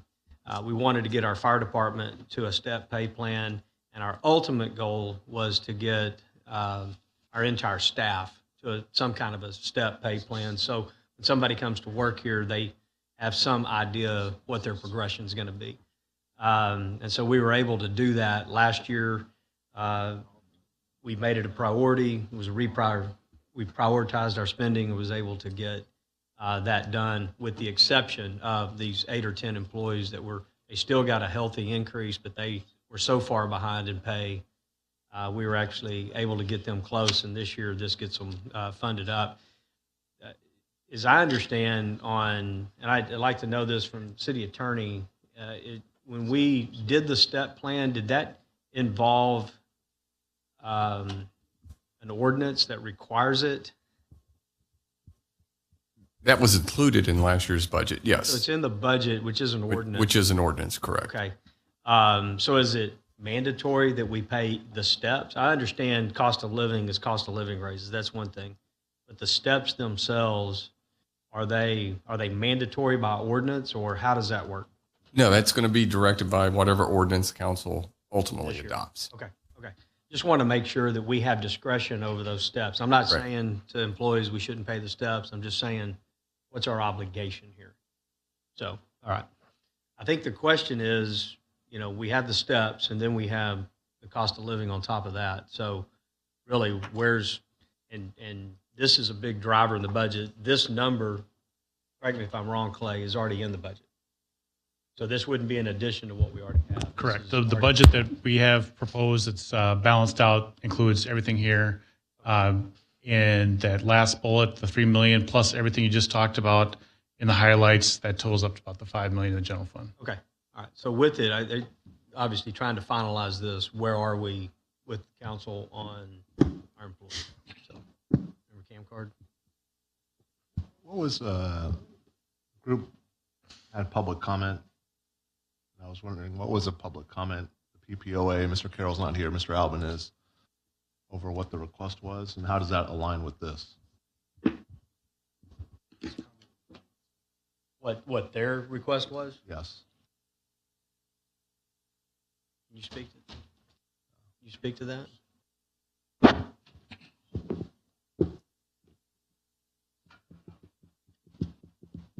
It was my understanding when Adam spoke last week that they were in favor of this, but It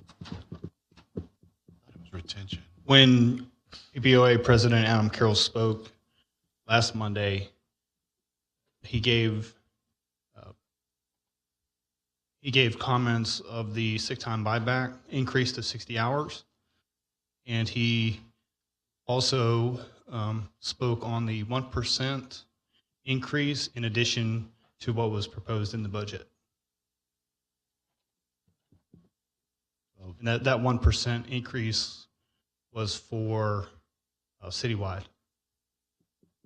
So in this case, that's $760,000 across the board going in. So that would be my only comment, Mayor. So I hate to say it, but on a $110 million budget, it's peanuts. But I imagine we can pay the police and fire and everybody else the 1% and find $760,000 that we can push to next year. So that would be my only request, is that we institute the ask. I want to clarify from Clay. So the 5.5% and then 6.5% for the police and fire uniformed, what the what the request would be is an additional 1%? Yes, that'd be I moved want to make six sure and a- you understand Yep. what the request is, and, okay. So it would go to 6.5 and 7.5. Right. I think the COLA is over and above because aren't the police and fire on steps? They are, but if we're going to increase everybody 1%, it would be 6.5 and 7.5.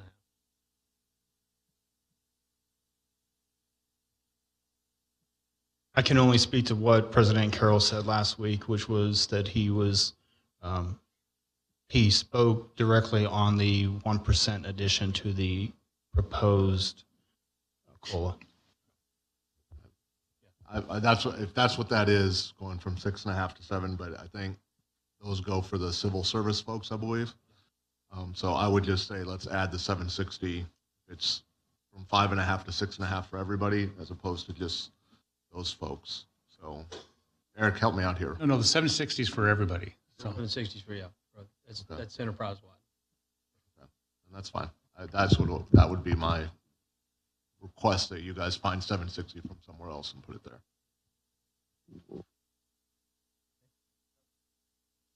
Or the 0.5% that we just talked about in the debt fund, debt service fund. I mean, if we're going to have to pay people, I would pay the first responders.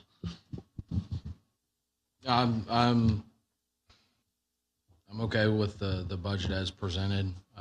My understanding from the PPOA last week is they were in favor of what was presented, just with the tweak to the sick buyback that we discussed earlier. So I'm fine with this. I mean, this can be kicked down the road, and we could do 2%. We'd have more turnover, and in 2 years we do a class and comp study, and then we're going to sit here and say, holy shit, how do we give everybody a 15% raise? Mm-hmm. In the meantime, we would lose the institutional knowledge and fight with the turnover. So it's not, I mean, this is decent, but when you start looking at inflation, is it really that much? But it's what we can afford and what we can do. I'll echo what Member Carbone said, which doesn't happen very often. But I think we're good where we are, and I think the sick time buyback, especially if we look at trying to make that increase by 20 hours permanent, may be something that I think everyone hopefully can live with, and we'll get that additional buy-in from the employees, giving them some of that flexibility with their accruals. Member Berry? Yeah. Again, I can't remember what, well, I'm pretty sure I remember what Mr. Carroll spoke about last week too, was the 20 hours, and then, he didn't really make a whole lot of mention about the 1%. He didn't make it a big deal, but I'm pretty happy with this. I don't want to belabor the idea, but I'm happy with the budget as presented. Member Koza? I fall in line with the rest of them. I think Carol's position on the 1% was more over the peanut M&Ms, if I remember correctly. That was the analogy he used. Member Owens? Yeah, I think before we pull the trigger on anything, that, and I understand, things that have happened over the period of time, and of course, it's happened not only to us, the employees here, but it also happened to the people out there that pay into taxes in order to do it. So I think there needs to be some consideration in that particular area. I don't know if you've heard it. I've heard that the property appraisal is fixing to go up too. So if you keep the same tax rate and appraisal does go up, then that's more revenue coming in. But it also gives us an opportunity to lower the tax rate if that happens on there. But I think, that's something we should consider, the people that are paying the taxes. It's if there's a possibility to do anything, I think that's one of the things we take in consideration. The wish list of what we'd like to do and the cost to do that, salary increases, more benefits, whatever. I think, we certainly can look at that, but I don't think we make a decision on it tonight. But I think, to be able to do that, we look at the other side of the coin too, of people that are paying the taxes. They've gone through the same thing as our employees are going through. to it. So let's take a good look at it before we pull the trigger. All right, Clay, moving on. Sorry, so ready for the enterprise then? That's the last big thing? Consensus for it, yeah.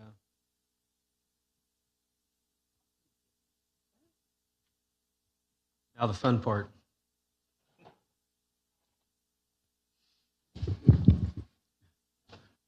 All right, welcome to the Enterprise Fund, or the fun part as the mayor calls it. The Enterprise Fund has two primary funds in there that I want everyone to be aware of. We have the Enterprise Operating Fund, which pays for all the items you see down there. That's where we actually have our operations out of. And then you have the Enterprise Debt Fund, and this is where we pay for our capital improvement projects as we take out bonds and we pay them back. Those payments are made out of the debt fund. The Enterprise Operating Fund transfers into the debt fund every year. Those debt payments are set for FY23. They're not flexible. Operations are where there is some flexibility, but there are still regulatory requirements for safety and health reasons, anytime you're talking about water, obviously. So this is a good comparison of how the overall, so combining both the operating and the debt fund in the Enterprise Fund, how they compare. You can see that down here in yellow is the amount spent on principal and interest. It's increasing from 26.2 million to 29.9 million in FY23. You see a bit of growth there. And then just to put that in perspective, because it is the largest category in this area, in FY18, this amount spent on principal and interest was 17.3 million. So as we've taken on capital projects, we're paying back that debt now, those debt payments are coming in. That's where the majority of the growth is. So specifically, what projects? So the Enterprise Debt Fund expenditure growth, there's $535 million in projects to grow, upgrade, and modernize our systems. We have a surface water treatment plant coming online. We have the JHEC expansion for $80 million, Bailey, Berry Rose, and Longwood. Those are just some of the projects, but those are the major drivers. These are critical CIP projects. They're not a surprise. They've been in the CIP for a while now, oftentimes quite a while. They have been built into the rate model and anticipated, and they've been shown in both the CIP and the multi-year projections as an expense the city will make, and then the debt payments to repay those. Moving into discussion on the rate model, the rate model itself is built to give us the recommendation for the smallest possible rate increase we can do to still meet the requirements that we are set out to meet. And those requirements are a 1.15x bond coverage requirement, which is stated in our bond ordinances, and a 15% operating reserve as stated in our city's financial policies. There's a number of assumptions made, but I'll save everyone's breath on reading them. Moving on to the implications of failing to meet obligations. I'm going to paraphrase these, but I wanted you all to have the full text. And of course, this will be available online.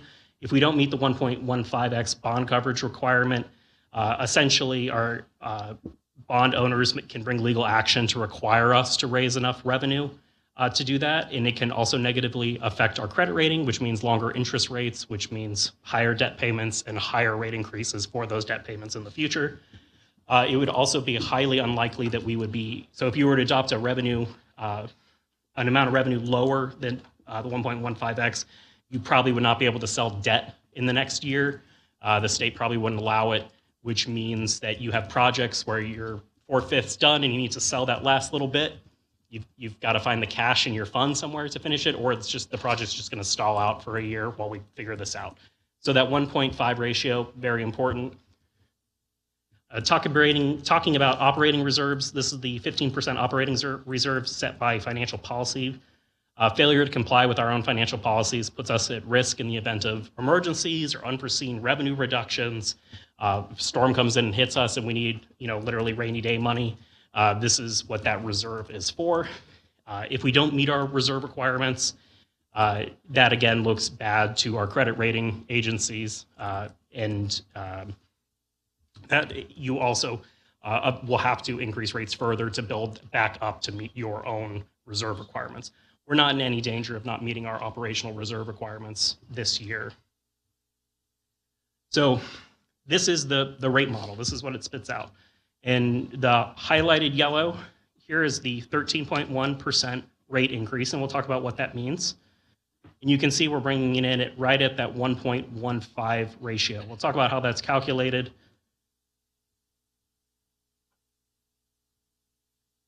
The bond coverage ratio, set to be 1.15, is your revenue in the enterprise operating fund minus your operating expenses over your current debt obligations. So here's those numbers, how they currently work in the proposed budget, and you can see here the math on how we got there. To meet our operating fund reserve requirement, we will meet it in FY23. Reserves are projected to decrease to 34% by the end of the year. Any revenue increase lower than 13.1 cents will, of course, use up more reserves in the coming year. In FY24, the ending fund balance is projected to be 16%, and then in FY25, it'll hit that 15% threshold. That's our policy. Right now, I'm going to hand it over to our Director of Engineering and Public Works, Mr. Upton, to walk through a few slides. Thank you, Mr. Roche. Mayor and Council, as we continue on with regards to some discussions on the surface water treatment plant operations, there's been a talk about that, so diving into a few of these items. As prescribed in our rules and regulations by Texas, is that TCEQ requires water systems such as ours with more than 1,000 customers to have staff with registered Class B and Class C operators. So with that, it even goes into is that city operators will be required to hold, so we require our operators to hold the Class B. And as ship supervisors, which are our operator ones, will have the required Class C operators. To obvious, we need to have some redundancy. And so you just can't have one person, so we need to have multiple people within that. So we've recommended 2 operator 2 positions and 3 operator 1 positions to run the surface water treatment plant with the correct licensing. The hiring of the staff has been presented previously. It's staggered, and it's in coordination with some startup. With the best available knowledge that we have at this time. However, by not having operators in place or the startup and operations of a new surface water treatment plant could have the potential to have violations with TCEQ or in non-compliance. So we need to make sure that we have our staff in place and the appropriate staff ready to go when that we start working at startup and also start looking at operations of the plant. Next slide. So with as we continue forward, best available information that we have as presented to you in the past has been September of 2022. We have taken and working with our construction manager at risk, PLW, to take a look at doing temporary piping, and we've broken the plan up into several loops, meaning that we can then isolate and take a look at operating specific pieces of equipment to get it tested, to get the vendor looking at it, to do training on it, and to get operations going. So that starts in September, taking a look at filling our groundwater storage tank with well water that we have on site. We have a couple small wells for construction purposes, chlorinate that and get that GST up and running. Continue working, completing our electrical, begin training on our generators and our sludge collection system treatment and disposal, working with the operations that we do have and working with our facilities group. Begin the advertisement process for the first couple positions, which is our plant mechanic and plant electrician. October would be our loop 1, which is pre-treatment. This moving forward would taking a look at completing temporary piping for that loop. Begin working on the raw water lift station to be able to get that up and running. Begin testing of our vertical screens. Looking at our raw water pumps. That's the beginning of the process. That is what's coming out of Gulf Coast Water Authority's canal. Recirculating it back in to make sure plant operations are moving forward. We'd be looking at advertising for our lab tech, plant mechanic, operators, and our operators at that time.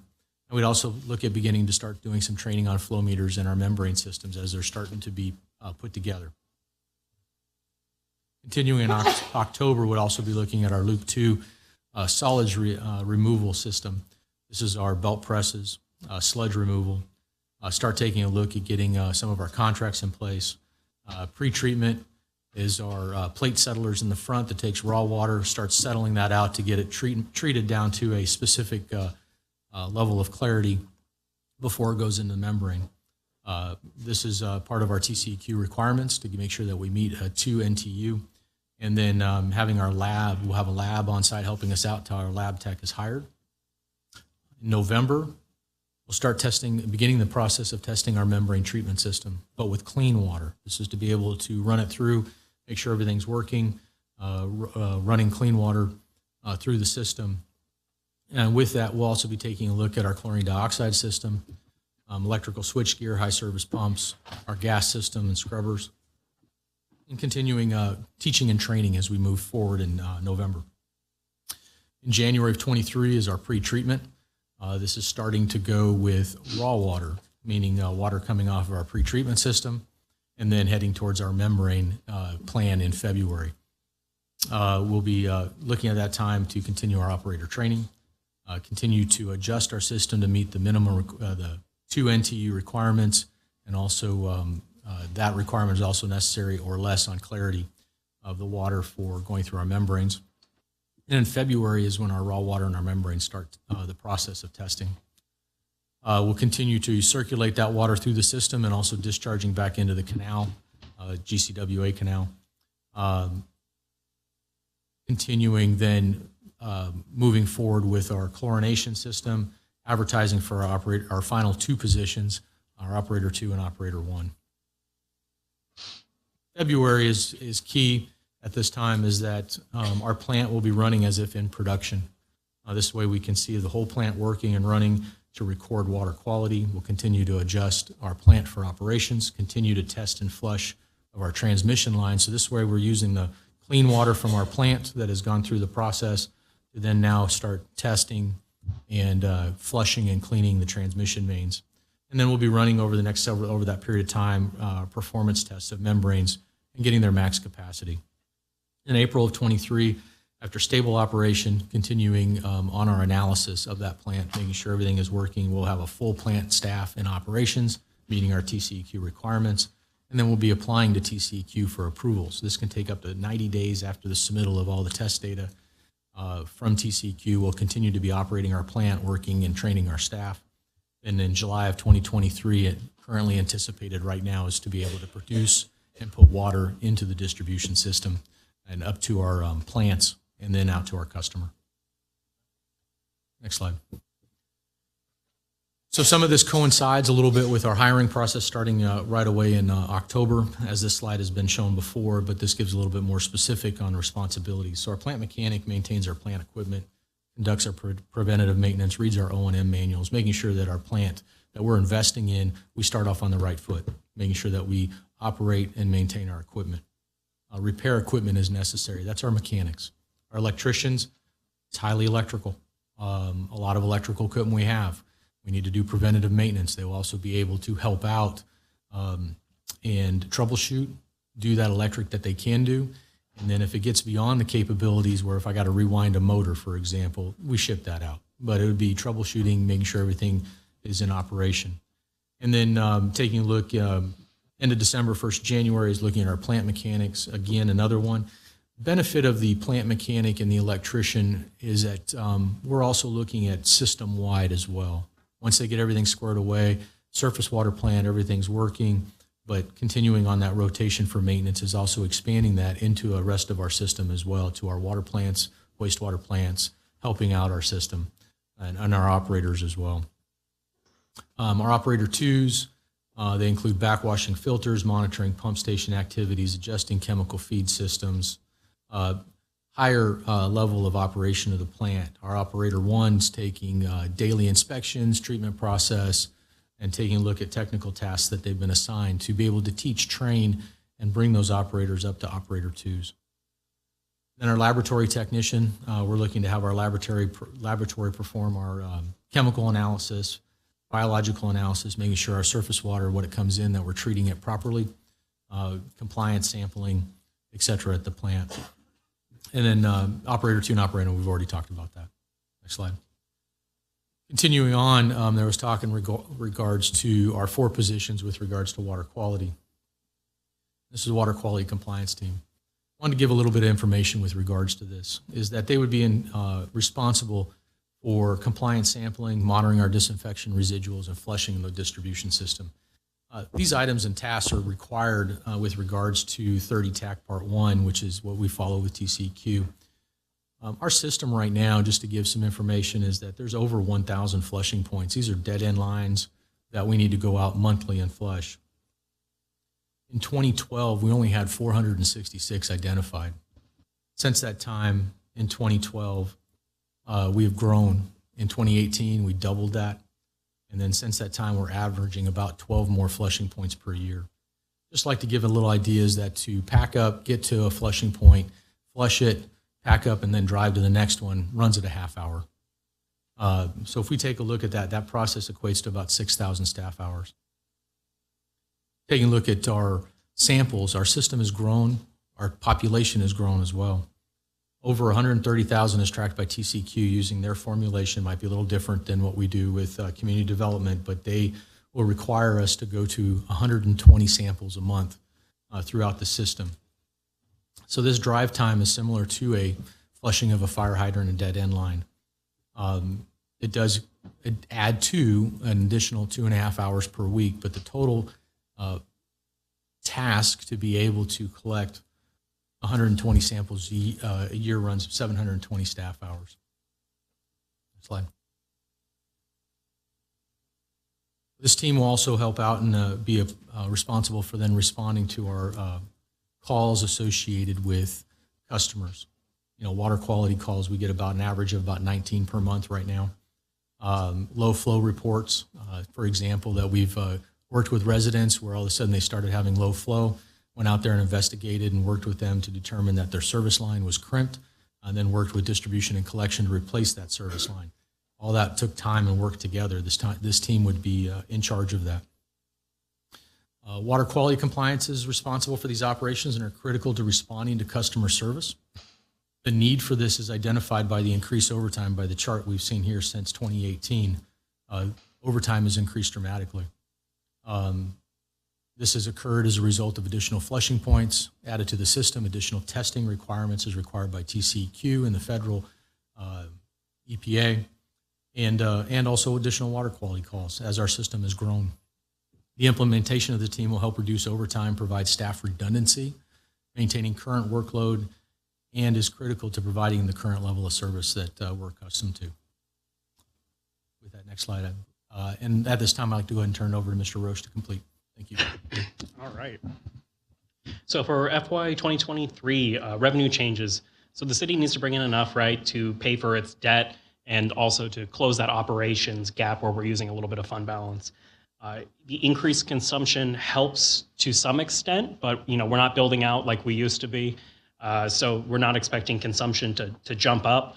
And we also don't budget on hoping that there's a drought when a lot of people use a lot of water, and that drives up revenues. Droughts can happen, but we're always trying to predict based off the weather, so we predict kind of based off average historical weather.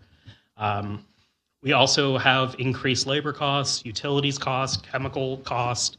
All the stories you hear about inflation are affecting costs in the enterprise fund as well. When we sell debt, we agree to have a bond coverage ratio of that 1.15x, and then we have our enterprise operating fund balance of 15%. So we're proposing a 13.1% rate increase for an average household in Pearland, and this is an average household here in Pearland. It uses about 6,000 gallons of water per month. That would be $7.50 more per month, which is a 9.5% increase. And you're probably asking, why is it 9.5% and not 13.1%? We have this other thing that's happening at the same time, which is the winding down of the 3230 plan. That's going away. So customers are going from having 32 days on their bills to having 30 or 31 days on their bill. So you have a little bit less usage on each bill, and that kind of nets out against the 13.1%. You can see here history of rate increases in Pearland. I think we've had council members who've been here throughout this process and have seen this before. Again, what does a 13.1% mean to our different types of customers?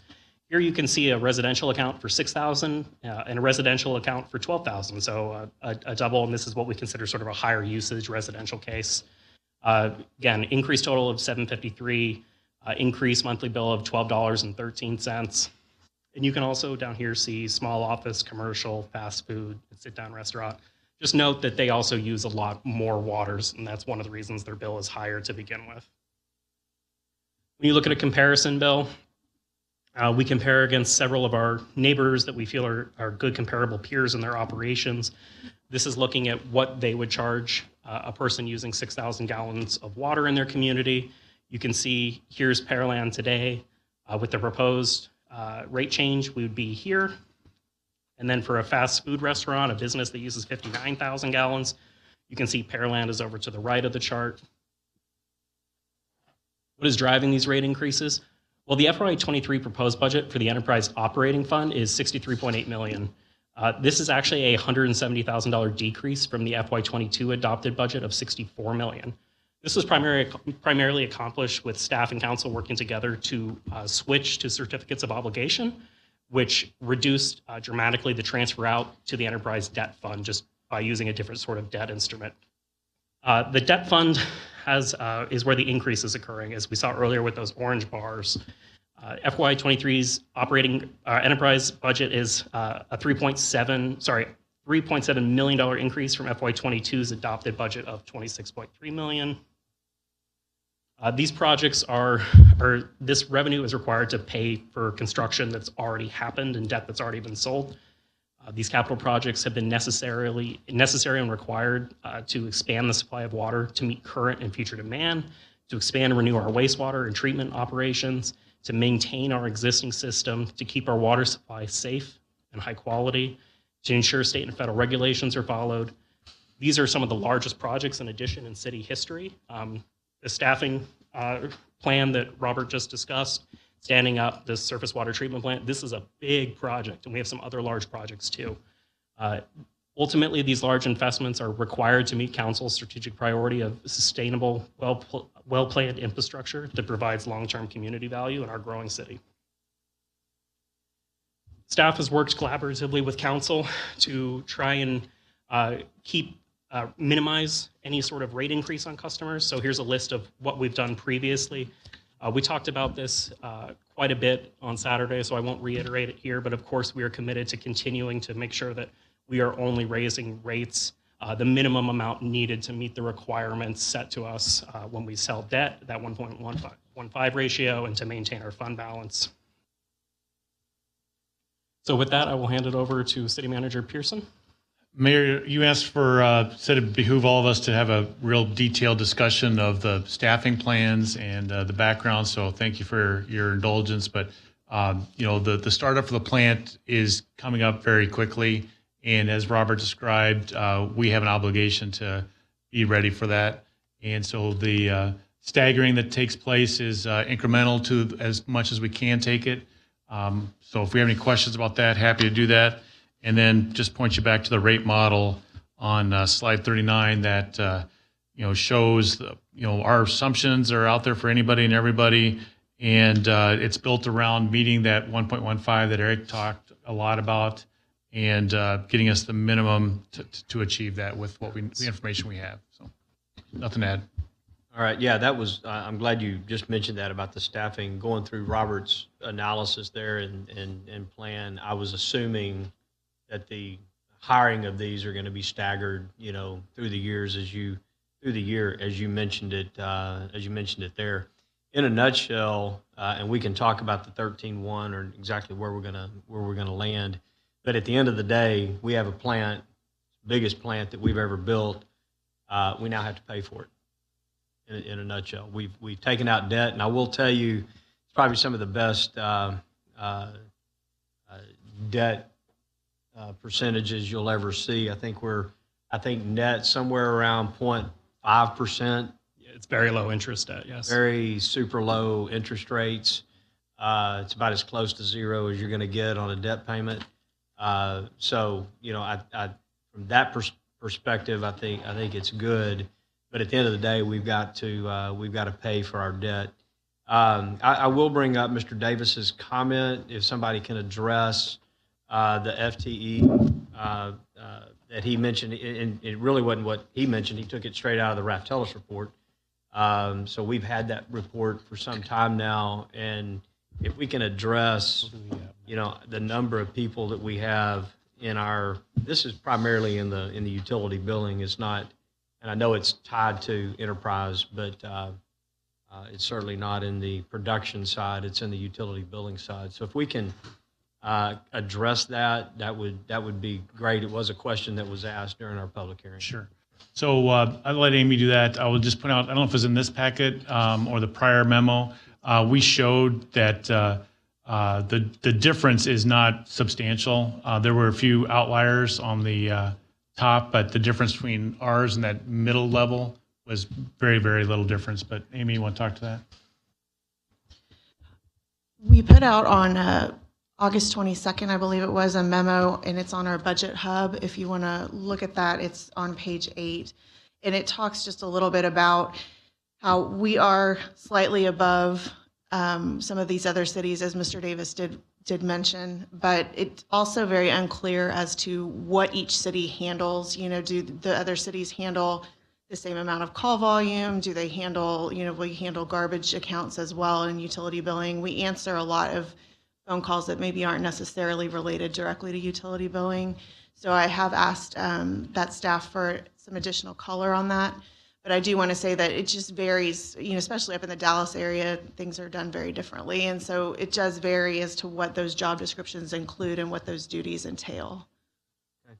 But it is on there, if the public wishes to see it, it's on the 822 memo in the budget hub, and it's on page 8. It's question number 21. Okay. And perhaps we could send this to Mr. Davis it's a public document. If y'all could send that to him, that'd be good. Sure, I'll send you the link, Mr. Davis. See it as well. You have it? Okay. All right. Good deal. If you could go back to the main presentation, slide 53, real quick.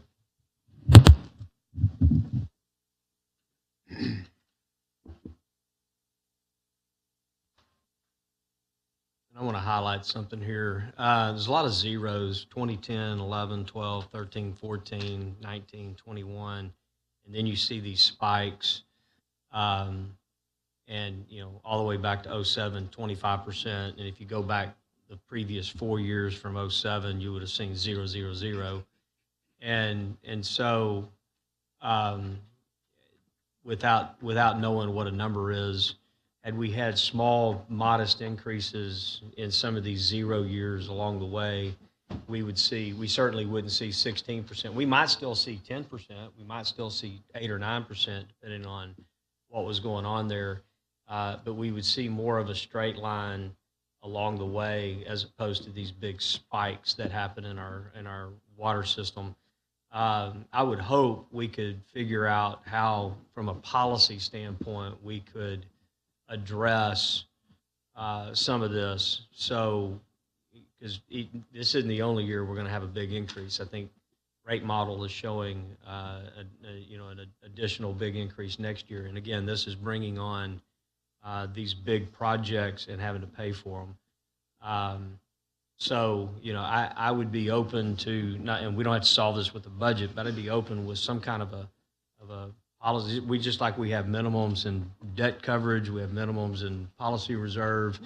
What can we do to make sure that we are straight lining our utility rates, as opposed to having these big swings and these big spikes?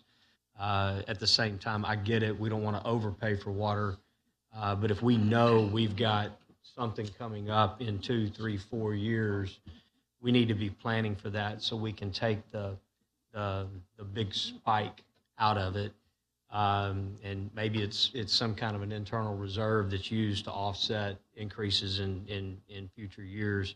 We need to figure out something along the way where there's some minimum to be able to do that. But this 13% outside of a handful of people, it appears it's tied directly to, if I go back and look, our debt payments are increasing 14%. So it's tied directly to the debt payments on this new plan. So with that, I'll open it to council for comments on that. Member Koza? You kind of stole some of my thunder on that, because I was looking at, if you put that back up there, I was looking at the wild swings, and we didn't start building this plant today. Right. And looking at it, 19.2 and 21, basically no rate increase. So from that regards, that was one of the questions I had was, why didn't we start when we started this at the front end, saying, hey, where we're at. I set in a CIP here, I think it was back in March, and the forecasts were 12% for this year, 29 for next year, and I think 22 the year after. Now we're looking at a similar one. You go back to the rates where we're kind of 3 years out. Now we're looking at 13, roughly 16, and then 19. Last year we had 9%. We whittled it down to 5. So to me, these things are wild and swinging all over, everywhere. So is that 13.1%? Is it really truly tied to our debt? There's nothing else in there that can be squeezed out of that. So yes, for 13.1 on that FY23, those are hard numbers on the expense side and assumptions, everything else like that. Beyond that, it degrades a bit when you're trying to make estimates about revenue, especially, and cost, et cetera, et cetera.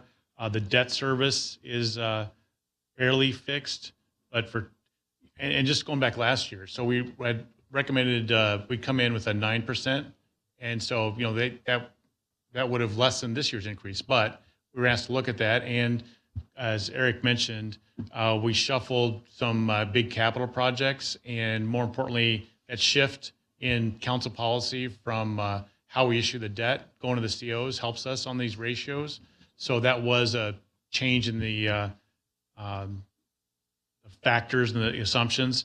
We've pulled that lever. There's no other big ones that will move the needle that we see. Okay. So, like I said, the 9% down to 5 hurt us this year. And when I'm sitting here looking at 22 to 23 to 24, we go from roughly 49 million to 64 million, and then to 95 million on the debt issuance. And then we're looking at a 3%. You've got roughly 14 million increase over last year, and then we're about 32% increase for next year. When we hit 16% increase on that, what's impacting such a small, to me, increase versus what the debt issuance is? Robert or Trent, can you speak to that in terms of the timing of that? What's it? Walked in. I just kind of need to recap, Councilman Koza. I was trying to follow through. If you wouldn't mind recapping real quick. So when we look in 22, the additional debt issuance as of June 22, we have 49 million, roughly speaking, in 22, and we go to 64 million, roughly speaking, in 23. Then we jump up to 95 million in 24. So we're looking at the debt. We're going to go up from 22 to this year of roughly 14 million. And we're going to go from 64 million to 95. That's 31 million in debt. So we're looking at going from 5% to 13, which you're saying it would have been a little less had we gone to 9 last year. But we jumped from 64 million to 95 million, which is 31 million, and it's only a 3% increase. So if I can just get confirmation from Eric, that's the actual amount of debt proposed to be issued each of those years. In the CIP. In the CIP. So it's not incremental year over year. It's the actual amount of debt planned to be issued in each individual year in support of the capital projects that are planned in the CIP. So a lot of that's driven by completing some of it may be a little bit of the completing of the surface water plant, but then completing the JHEC plant and then starting the Barry Rose plant. That's what's driving those debt issuances. The big piece driving those debt issuances each year. Okay. So, but I mean, I understand that, but we only end up with a 3% rate increase. That's where I'm. 3 percentage points. Going from 13. So if I could, if you look at, that current year water service annual debt service line. So even though we're issuing that much, these issues get wrapped so that it levels that out. It's going to increase some. Over time. Yes, sir. So that's why you don't see like a proportional, well, you issue 150 million this year, it's not going to go up by that same percentage because you wrap those around at the back end of those. So then one of the other, one of the other factors I think is that we are now, we look at structuring our debt around what the rate increases are, much like we do on the debt service side of the general fund, as we structure that debt to minimize the rate increases. Mr. Koza, I believe when you're looking at the rate increase, you see a 3%. That's not a 3%. That's a 16% on top of the 13% we proposed this year. That is directly because we issue. We'll see at the CIP in March, it said 29. So you're saying the 16 and the 13 is where the 29. No, I'm saying that the reason why you see the 29 up there is because we spread out that out. So we're doing a 13%, another 16%, and a 19. When you see before, during the CIP presentation, you were seeing a 13, I believe an 8, and then a 29. Yeah, I think it was 12 and a half, 29, yes. 22, if I remember correctly. So by leveling that rate increase out, 13, 16, and then 19, we will not see that 29 coming so abruptly. So this is, part of this is the way we're kind of redoing and reattacking, if you will, the Berry Rose project. That's stringing correct. it out a little bit rather than more up front. We're stringing it a little bit more, which is able to push some of these rate increases out or level them out a little bit. Right. So selling some of that debt a little later than was in the previous plan. Okay. Mayor, something else that we did this year was we tried to give you and council more of a projection out into the future so you can see what this is going to look like. So we used to only do, like, I believe it was a 3-year snapshot, and now we've tied it directly into the CIP so that you can see down the road where we're headed if we continue on the path. And so obviously you've got other projects. I don't have the CIP in front of me. Obviously sewer system expansion, surface water treatment plant. Some of the other projects would be like Berry Rose and some of the other things that we have coming on. I can't remember in the CIP what these are tied to. Yeah. But what this would naturally, if we wanted to push projects, it would still have that same effect. If some of these projects got pushed a year here, pushed a year there, it would string it out. Obviously, we need to look at that with the resiliency of the system and any compliance issues with TCEQ and all of those kind of things. But that's how we could push some of this out and maybe even lower, but flatline some of these increases over time.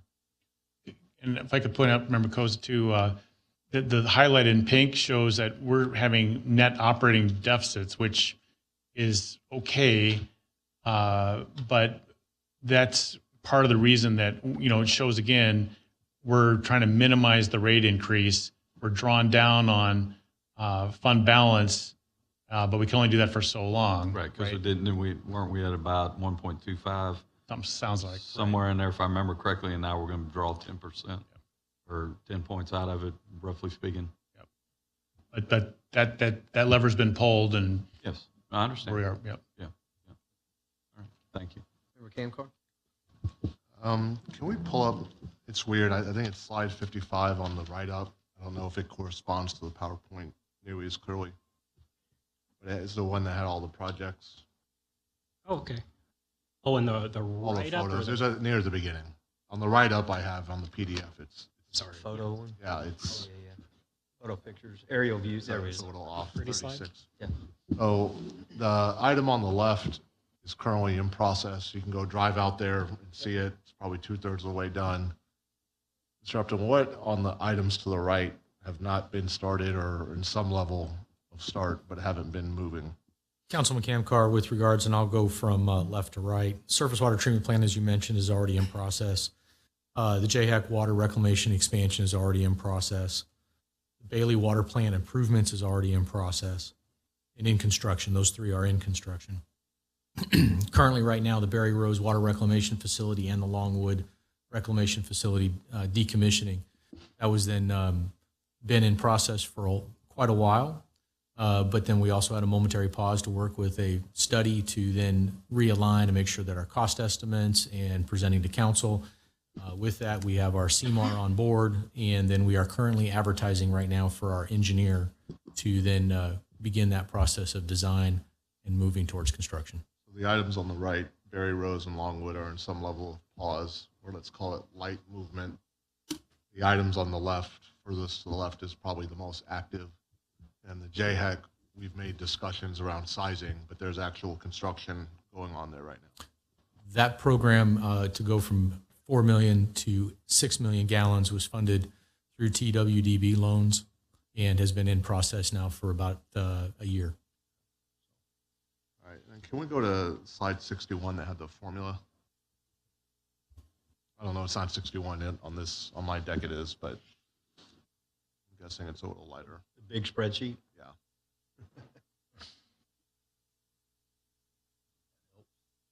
Got that one. That's the one right there. So essentially what's happening is revenue is not really moving. Eric, and it's really the operating expenses and the debt that are really the items that are the cost-driven items, the expenses to operate the facilities, and then the debt will pay for the active. So the debt is increasing to pay for those capital projects, and then the revenue does include that increase that we're proposing this year.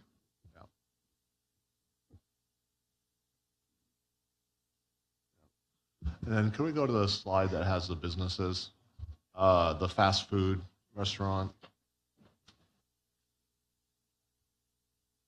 There we go. Yeah. There it is. Yeah.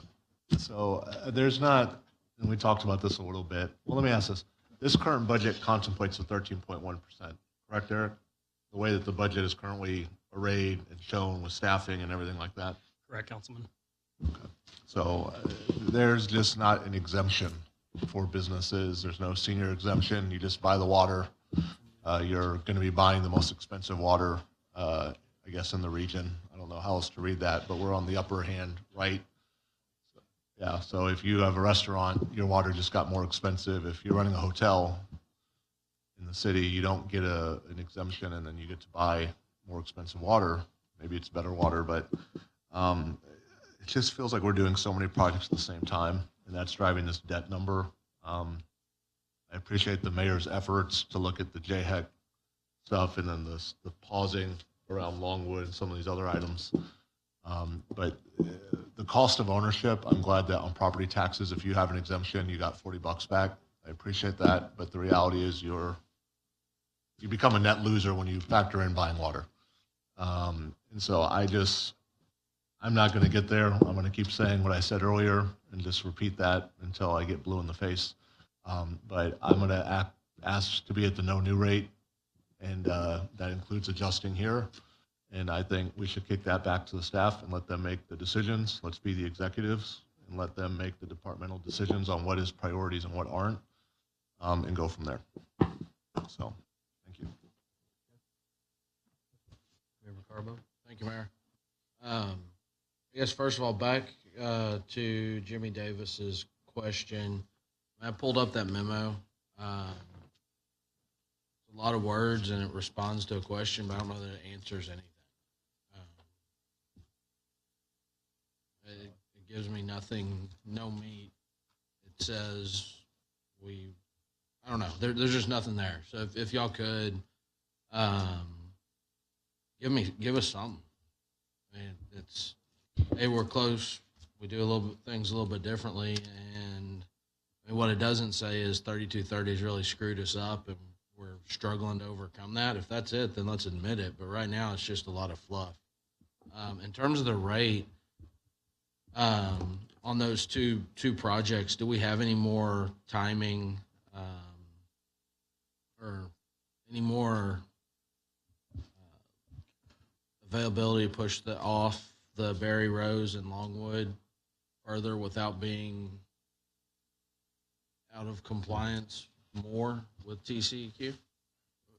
Member Carbone, as we saw when we were presented to upon the plan moving forward, we saw a lot of the condition of the existing plants, and it's not good. We're doing, taking care of what we have to from a safety standpoint, but other than that, we're We really need to make the full replacement of the Barry Rose facility and then decommissioning of the Longwood. So I think by the nature of projects and how they go, there may be some, leeway to push some of that as we move forward, but we really need to move forward as planned right now, where we're out advertising for an RFQ for the engineering services and move through that design and get to construction as quickly as we can. Inflation's impacting that, the supply chain's impacting that, and we're probably looking at 6 to 9 months before we can start looking at some early work packages to secure materials, a little longer than that to get to the GMP, and then probably a couple of years in construction, 30 months in construction. So we're really talking about a 3-year project plus, even if we start the engineering here in the next 2 to 3 months. And I'll just add and remind, you'll recall from the CIP discussions that debt issuances within FY23 don't change the rates at all within 23. It's the 24 when you start paying those. So I think kind of to circle back to what the mayor mentioned earlier is that, these large projects, all of them but Barry Rose are locked in based on condition of the plant and how long it takes to get to the point of building that new plant. Barry Rose needs to move forward. We can, as we move forward, we continue to look at every year all the other projects in the CIP for the water and wastewater side of things. And as far as the timing of those and if those need to move forward or if we're able to move some of those around.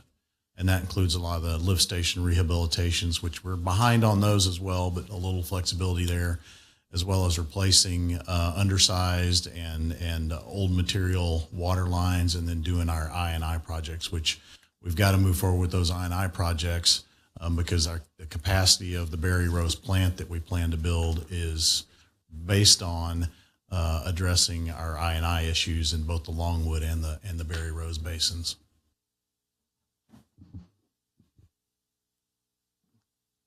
Thank you for that. And I mean, like last year, y'all pitched 9. We said 5. We do it again this year. You push timing on something, and we'll be looking at an extra bump next year. So I mean, it's a tough place to be in.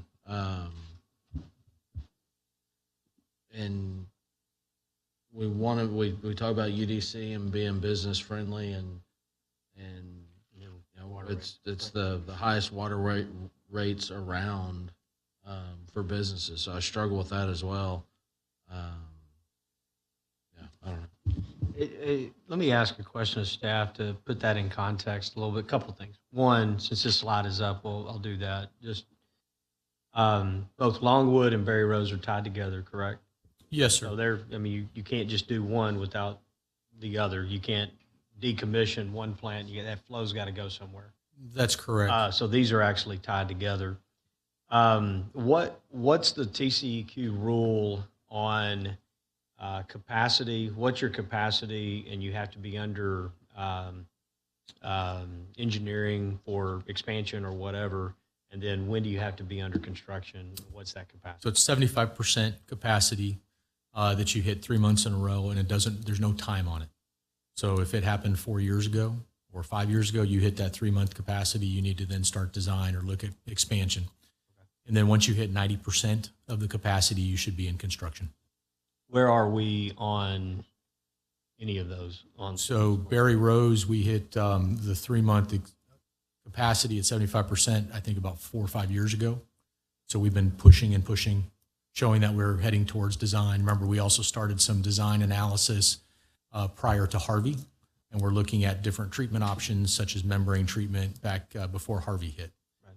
And then Longwood, we are at the 90% and above capacity, and we have deferred the ability to expand because we've talked a lot about the basin being built out, and we've also moved some of that wastewater from the Longwood Basin to Barry Rose from oversizing pipe with Riverstone, and then we've also moved some of the wastewater to John Hartgrove Environmental Center as well through projects Our ability to many years push ago. these out, that window is getting smaller and smaller every day. Yes, sir. Okay. All right. Questions, comments? There was a slide that had the years, the future projections, and I just had a question on the coverage ratio. I see it shifts kind of year to year. Yeah, there it is. Is that just to try to build the fund balance back up, and is there a way to incrementalize that? Would that have any impact on these increases? So the two driving metrics that drive our rate increases are that bond coverage ratio and then your fund balance. And so what's happening is this year, it's your bond coverage ratio that's We're driving at it. as like the basement right now with the 1.15, right? Yeah, that's the lowest you can adopt. Like, we can't adopt a budget below that. What's happening though is in future years, as fund balance starts to taper off and we need to move more towards new revenue sources and not utilizing fund balance anymore, fund balance becomes your driving factor. So you can see that here, you go from 34% to 16% to 15% fund balance. And at that point, you've got to be revenue positive. So that you kind of are trading rate, you're trading what's driving rates. That said, that also has a little more play in it because it's weather driven on your revenue. So you might have more in fund balance in FY24, you might have less than you think based off it. We just got through a drought and now apparently we're in a monsoon season. So Right. Yeah. I know. The whole water, the model of supplying water has always driven me crazy because if you do try to get people to conserve their water usage and save a little bit of money, then it screws everything up here because we don't have enough revenue. It just has never made sense to me, but I guess that's the world in which we live. But I guess to go back, I guess is not totally related, but to exactly this, but I just keep looking at these numbers here. I think there probably is a little bit of wiggle room in the rate to the tune of maybe somewhere around 2 pennies somewhere. So I would like to try to see if we could explore, try to get the rate down just a little bit on the tax side because we are going to see that increase. As the mayor pointed out, if you're homesteaded, you will see a decrease in what you're paying in your property taxes. But if you're a business, you are going to see that increase. And so to help offset some of this, I think, at least to make an effort at trying to drive that down for those non-homesteaded. And that's all I've got, Mayor. Barry? Thank you, Mayor. Can you go back to the photo with all the different plants, the pretty picture? Mm-hmm. So, we spent a lot of time talking about this brand new surface water treatment plant that's $175 million and it's not even online yet. And then I see the looming 800-pound gorilla in the Barry Rose Reclamation Facility at $228 million. And I think if we're really worried about our water rates now,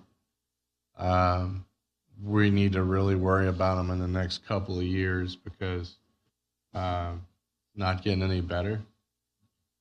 And I do appreciate the effort made on normalizing the curve, so to speak, when it comes to those increases and whatever. But I'm with the consensus here in trying to understand how we can manipulate schedules and potentially, flatten that curve a little bit more. I'm really looking forward to some ideas on creatively reducing any kind of cost associated with Barry Rose without being out of compliance. That is, for lack of a better way of saying it, it's lack of maintenance over a long period of time, right? That's gotten us in this position. I think that's a big piece of it, Councilmember Barry, but there's also some kind of fundamental things in the way the Barry Rose plant was built and the amount of wastewater flows it's served and treated up until probably the last several years, and that there's an undersized on-site lift station. So we store a lot of wastewater in the system leading up to the plant, and that and some of the other antiquated basins and the technology and the way it works there really are driving a lot of this as much as any compliance issues. So it's more of an architectural issue than the way it was built at the time, So to speak. Councilman Berry, with regards to that, remember both these plants were built in the early 60s. So rules and regulations were different. Redundancies were different. So there's lack of redundancies that we don't have in place today that any of our new plants that we built, Reflection Bay, John Hargrove, surface water treatment plant, all have redundancies in place we don't have today. So you're talking 60-year-old plant. 60 years from now, those new plants will be out of date, right? I honestly don't really have an answer for it right now. I'm just baffled by the huge expense that I see down the road, and I think that we're going to really have to be very creative in understanding how we're going to manage this, because it's a huge undertaking, and I know you guys already know that. So was that Barry Rose? Was that the reason we was looking at taking Longwood to Barry Rose? So if we didn't do Longwood, we wouldn't have to do Barry Rose. It could work at the capacity it's at. Or not. So the plan that has been in place for many years has been to collapse Longwood. So in Harvey, for example, 48 inches of rain, we lost that plant. That plant went under. So the plan is then to convert that to a regional lift station, take it to Barry Rose. Barry Rose will be built above the floodplain so that we don't repeat that. I was just wondering if that's the reason that we were doing it. Is this just the right time to do that? We're also, like I said, we're at 60 plus years of infrastructure that needs to be replaced.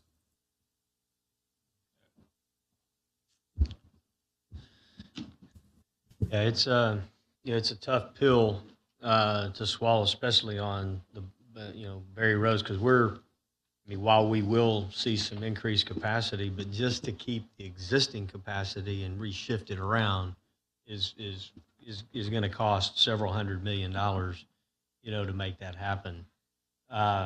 It's not an easy pill to swallow. But I go back to having some kind of a policy in place that puts some kind of a minimum increase that's out there. So not just these years here, but there's going to be a point in time in our city's history where we're going to be back to these low, where there's no increases, and we should be putting in some kind of a minimum 2%, and we put and bank that dollar so we have it out, when these big projects come about, so we can level out and take these big swings and these big spikes out as much as we can, as much as we can plan. So. But I'm with anyone else. If there's a way to trim property tax rate some, if there's any way to trim this in any shape, form, or fashion, I think we're all in favor of it. Taking the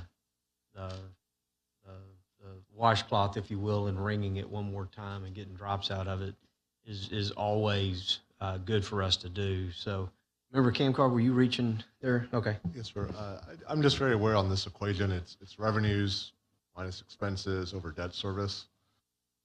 What are the near and medium term items besides asking businesses and families to pay more for a revenue piece? Selling water to other entities. I mean, I keep looking back. We have a lot of infrastructure along 521 on the north side with the ground storage tanks. We have this facility close to 521. It's not on 521. But what are those near-term opportunities? Because I keep going back to the annexation laws changed. When this was planned, there was a whole probably fourth or fifth of the city in Lakes of Savannah that could have been annexed. That'll now never happen, most likely. But that was part of this planning exercise, and that fundamental item changed. Right. Just wondering, where are we on short to medium term? So I'll start and then Trent can add in, but none of the projects and none of the expenses or revenue assumes for ETJ properties. So that's already been built into all the capital programming and planning. We're not planning on having to service that. This is for what we have now. In the past and continuing, other cities around us have said, yeah, maybe we'll need some at some point, but nobody has put up money or said they need anything near term. So there's not going to be monies that are going to be coming in that will do that. Well, I think, when this plan, if you go look at those first memos, which is the middle of the last decade and earlier, the annexation rules weren't where they are now. They changed right around 15, 16, 17 in that legislative session. I agree there's probably not a city saying, here we are. But I think we have to aggressively knock on the door. Because the only person whose door we're knocking on right now is mom and dad and businesses. And this math just sucks. I don't know how other way to, just plainly, the math is bad. It sucks. Yeah. We have the team, and I respect, those two projects. They need to happen. I don't know how else to say that, but the TCEQ is either going to compel it, or we're just going to get so far out of compliance that, we're going to pay a gigantic penalty. But we can't obviously move the expense item very much. It's got to be the revenue, and I hate to say it, we maybe need to go knock on doors. I wish there was we've asked for this plan for the midlining. We still haven't seen one. I would love to see where's the plan to go knock on our neighbors' doors. Fresno is growing, Arcola is growing, Manville is growing. I think those discussions, at least to say that they've been exhausted, need to happen. The revenue piece makes this more palatable if there's another $1 million or $2 million of water revenue that people pay to us. Right now, we're saying to businesses, you get to pay to us, or mom and dad, and that's just, there's no exemption for that. Yeah. It's just the raw math. But yeah. This is just trying to understand how the system works, but if we had a more robust pre-treatment program, I guess, in place, does pre-treatment affect our capacity on the ultimate? It does not? Okay. All right. Like those, y'all had those unison head shakes. Yeah. Nope. Knew where you were going. All right. Any other questions, comments on the enterprise fund? All right. We can talk it. If I could just close that. But the project's moving forward. Yeah, the math is the math, and I think we've done as good a job as possible to explain all of that and lay that out here. But the levers have been exhausted. I think the only thing we can do at this point is to review the 23 revenues and expenditures based upon updated information from the last few weeks. I don't think it's going to change much. That's the other problem with this is like to move the needle, you need big changes. Nothing's going to move, these kinds of numbers very significantly. So, and those capital projects, that middle group, as Member Koza said, those aren't 2023 effects. If you do something this year, probably all you're doing is like what we did last year. You're making those numbers out future years higher without the compounding. So you do. Yeah. So the last section we had was just an update on the fees. We've regrouped and retreated a bit. So Eric will run through those real quick. So taking council's feedback last time on the fire marshal office's fees, wanted to note that the city heard council and is no longer proposing the fees you see here this year. However, there are just 3 fees. They're all one-time fees. We sent out information about how these compare to our neighbors and their proposed and what they charge for these fees. It would not be a significant amount of revenue overall, but it's a step in the direction of starting to recover part of the cost of delivering these services, which ultimately all helps contribute to keeping property taxes a little bit lower, although this is a small amount, so it's a small step. So with that, we can, if you have any questions about these, but I would also like consensus is if you're okay with adding these fees into the proposed fee schedule.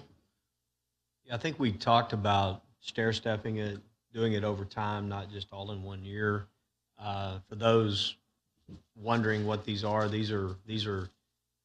mandatory type of life safety inspections on certain types of businesses.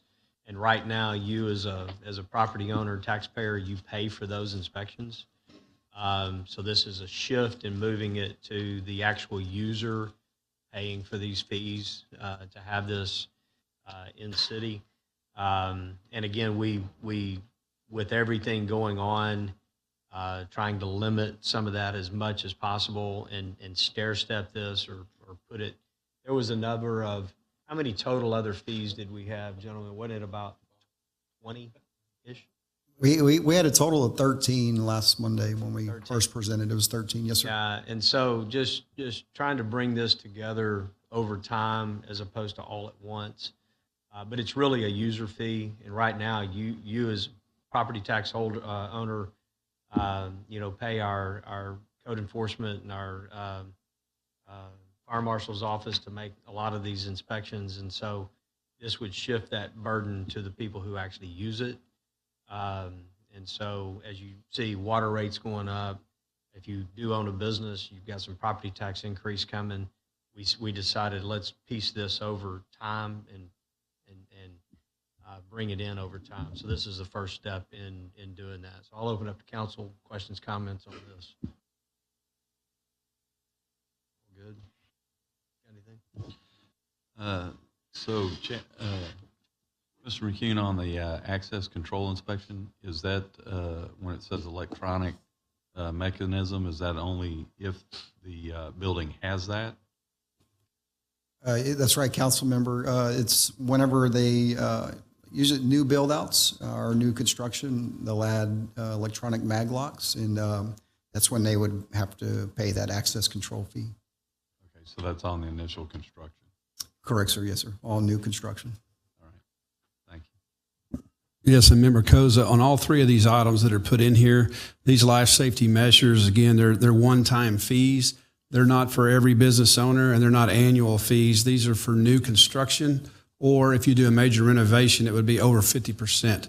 So what this allows us to do is to make sure those life safety components are working the way they're supposed to, so they don't put anyone at risk, such as the hot work, where a lot of times when you have extra work done, you have a third-party subcontractor that comes to do that type of hot work, and it's just a point of accountability so that we're aware, one, that they're doing it, and two, that we're able to make sure that the time frames are maintained so that we don't have anybody walk away too soon and leave something smoldering, because that's a huge danger when you get into those types of work. All right, thank you. Yes, sir. Before I address these, what's happened to the park fees? Are those just happening or not happening, or where are those? So I believe we had consensus on the proposed parks fees, and then we definitely had consensus on adding to the ones that were not in the fee schedule, the veterans discount, the Alvin School District discount, and the PISD School District discount memberships to the RCN. We had consensus on those, so those will be in the fee schedule when you vote on it at first and second reading. I don't remember having consensus on the park. Member Carbone is telling me we did. I guess I don't know what to say to that. On these, I'm just not supportive. 13.1% water that doesn't have an exemption just already feels like a kick in the teeth. This doesn't help with that. And I understand that there's a need, but we need to be more conscientious when we phase in. And I think the water thing is going to be its own thing. And for the record, I'm not supportive of the park increases either. Anything else? All right. What's next? Is that the last section? So I think we got good consensus on 99% of the things. We could package that up. I don't know, there's a lot of additional big information requests. The question is whether you feel a need you'd like to meet on Tuesday. Tuesday after Labor Day? Tuesday week? That's up to council. Mayor, do we for sure want to do the 13.1? I don't think anybody here likes it. I know that it's the difference of squeezing the balloon the next year. I mean, there's what it is. But if folks would like to entertain that, I'm open to a couple of % here and there. anything's probably better than 13.1, but I don't know if there's consensus to go do that, but that might be worthy of a discussion on the 6th. I'm not sure, but My only, and I agree with you, it is what it is. At some point, we got to pay the bill for the plant. And if you take 2% away this year, you add 2% to next year, and I think it's even higher next year. So, at what point, and I go back to, and we can't redo, 10 years worth of rates. But had we had 2% along the way, we may not be looking at 13 this year. That's my deal. At some point in time, you've got to do it. If staff can go through and squeeze and get 1% out, and we can figure that out, I think we do. But if we artificially just say we're going to lower it, we're going to get hit with it next year. The debt service is a fixed number. I think we're lucky. I think if memory serves me, staff, when we were looking at this last year, we had 9%. We got it down to 5%. But if I remember, we weren't looking at 13 this year. We were looking at 18. And I think, was it 12.5? Okay, so it stayed. It actually went up a little bit, and it was as a result of probably shifting some of that. And so whether we pay it this year, we can continue to kick. At some point, it's all going to be there. I'm up to you guys. I mean, we all have to pay this, and I want to be as helpful as we can with not only businesses but just folks at their home.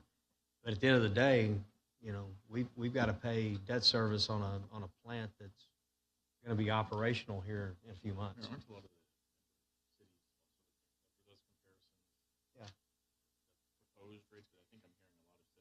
Yeah, and probably what's not on there, and staff needs to keep their ear to the ground on some of this, but a lot of the cities that are listed there have proposed rates that are even higher, and we probably don't have them yet.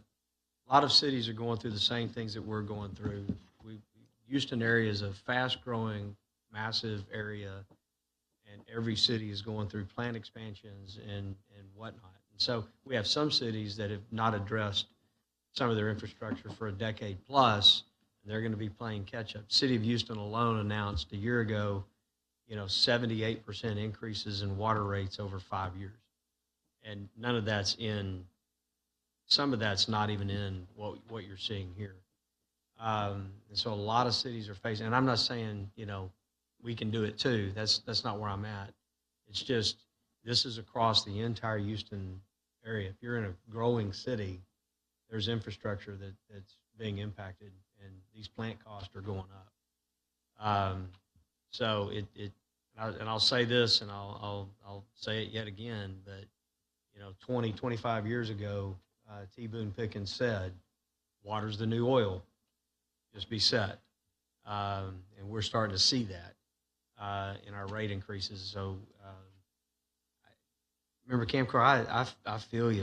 Whether you pay it this year or next year, you're going to pay it. And I'm open for council having a discussion. But Mayor, I mean, the math is the math, and I hate to say it, but it's incremental to what we're talking about. But I mean, is it worthy of the discussion? That's the thing. To me, going from 9 to 5 last year, would it impact going to 13 this year? Yeah. So it all has an effect, right? At the end of the day, it all has I think, even with a dry summer, a lot of people buying water, because of their grass, still didn't help drive any of that down. Probably wasn't enough over a short period of time to make much of a difference. But any appetite for meeting on Tuesday the 6th?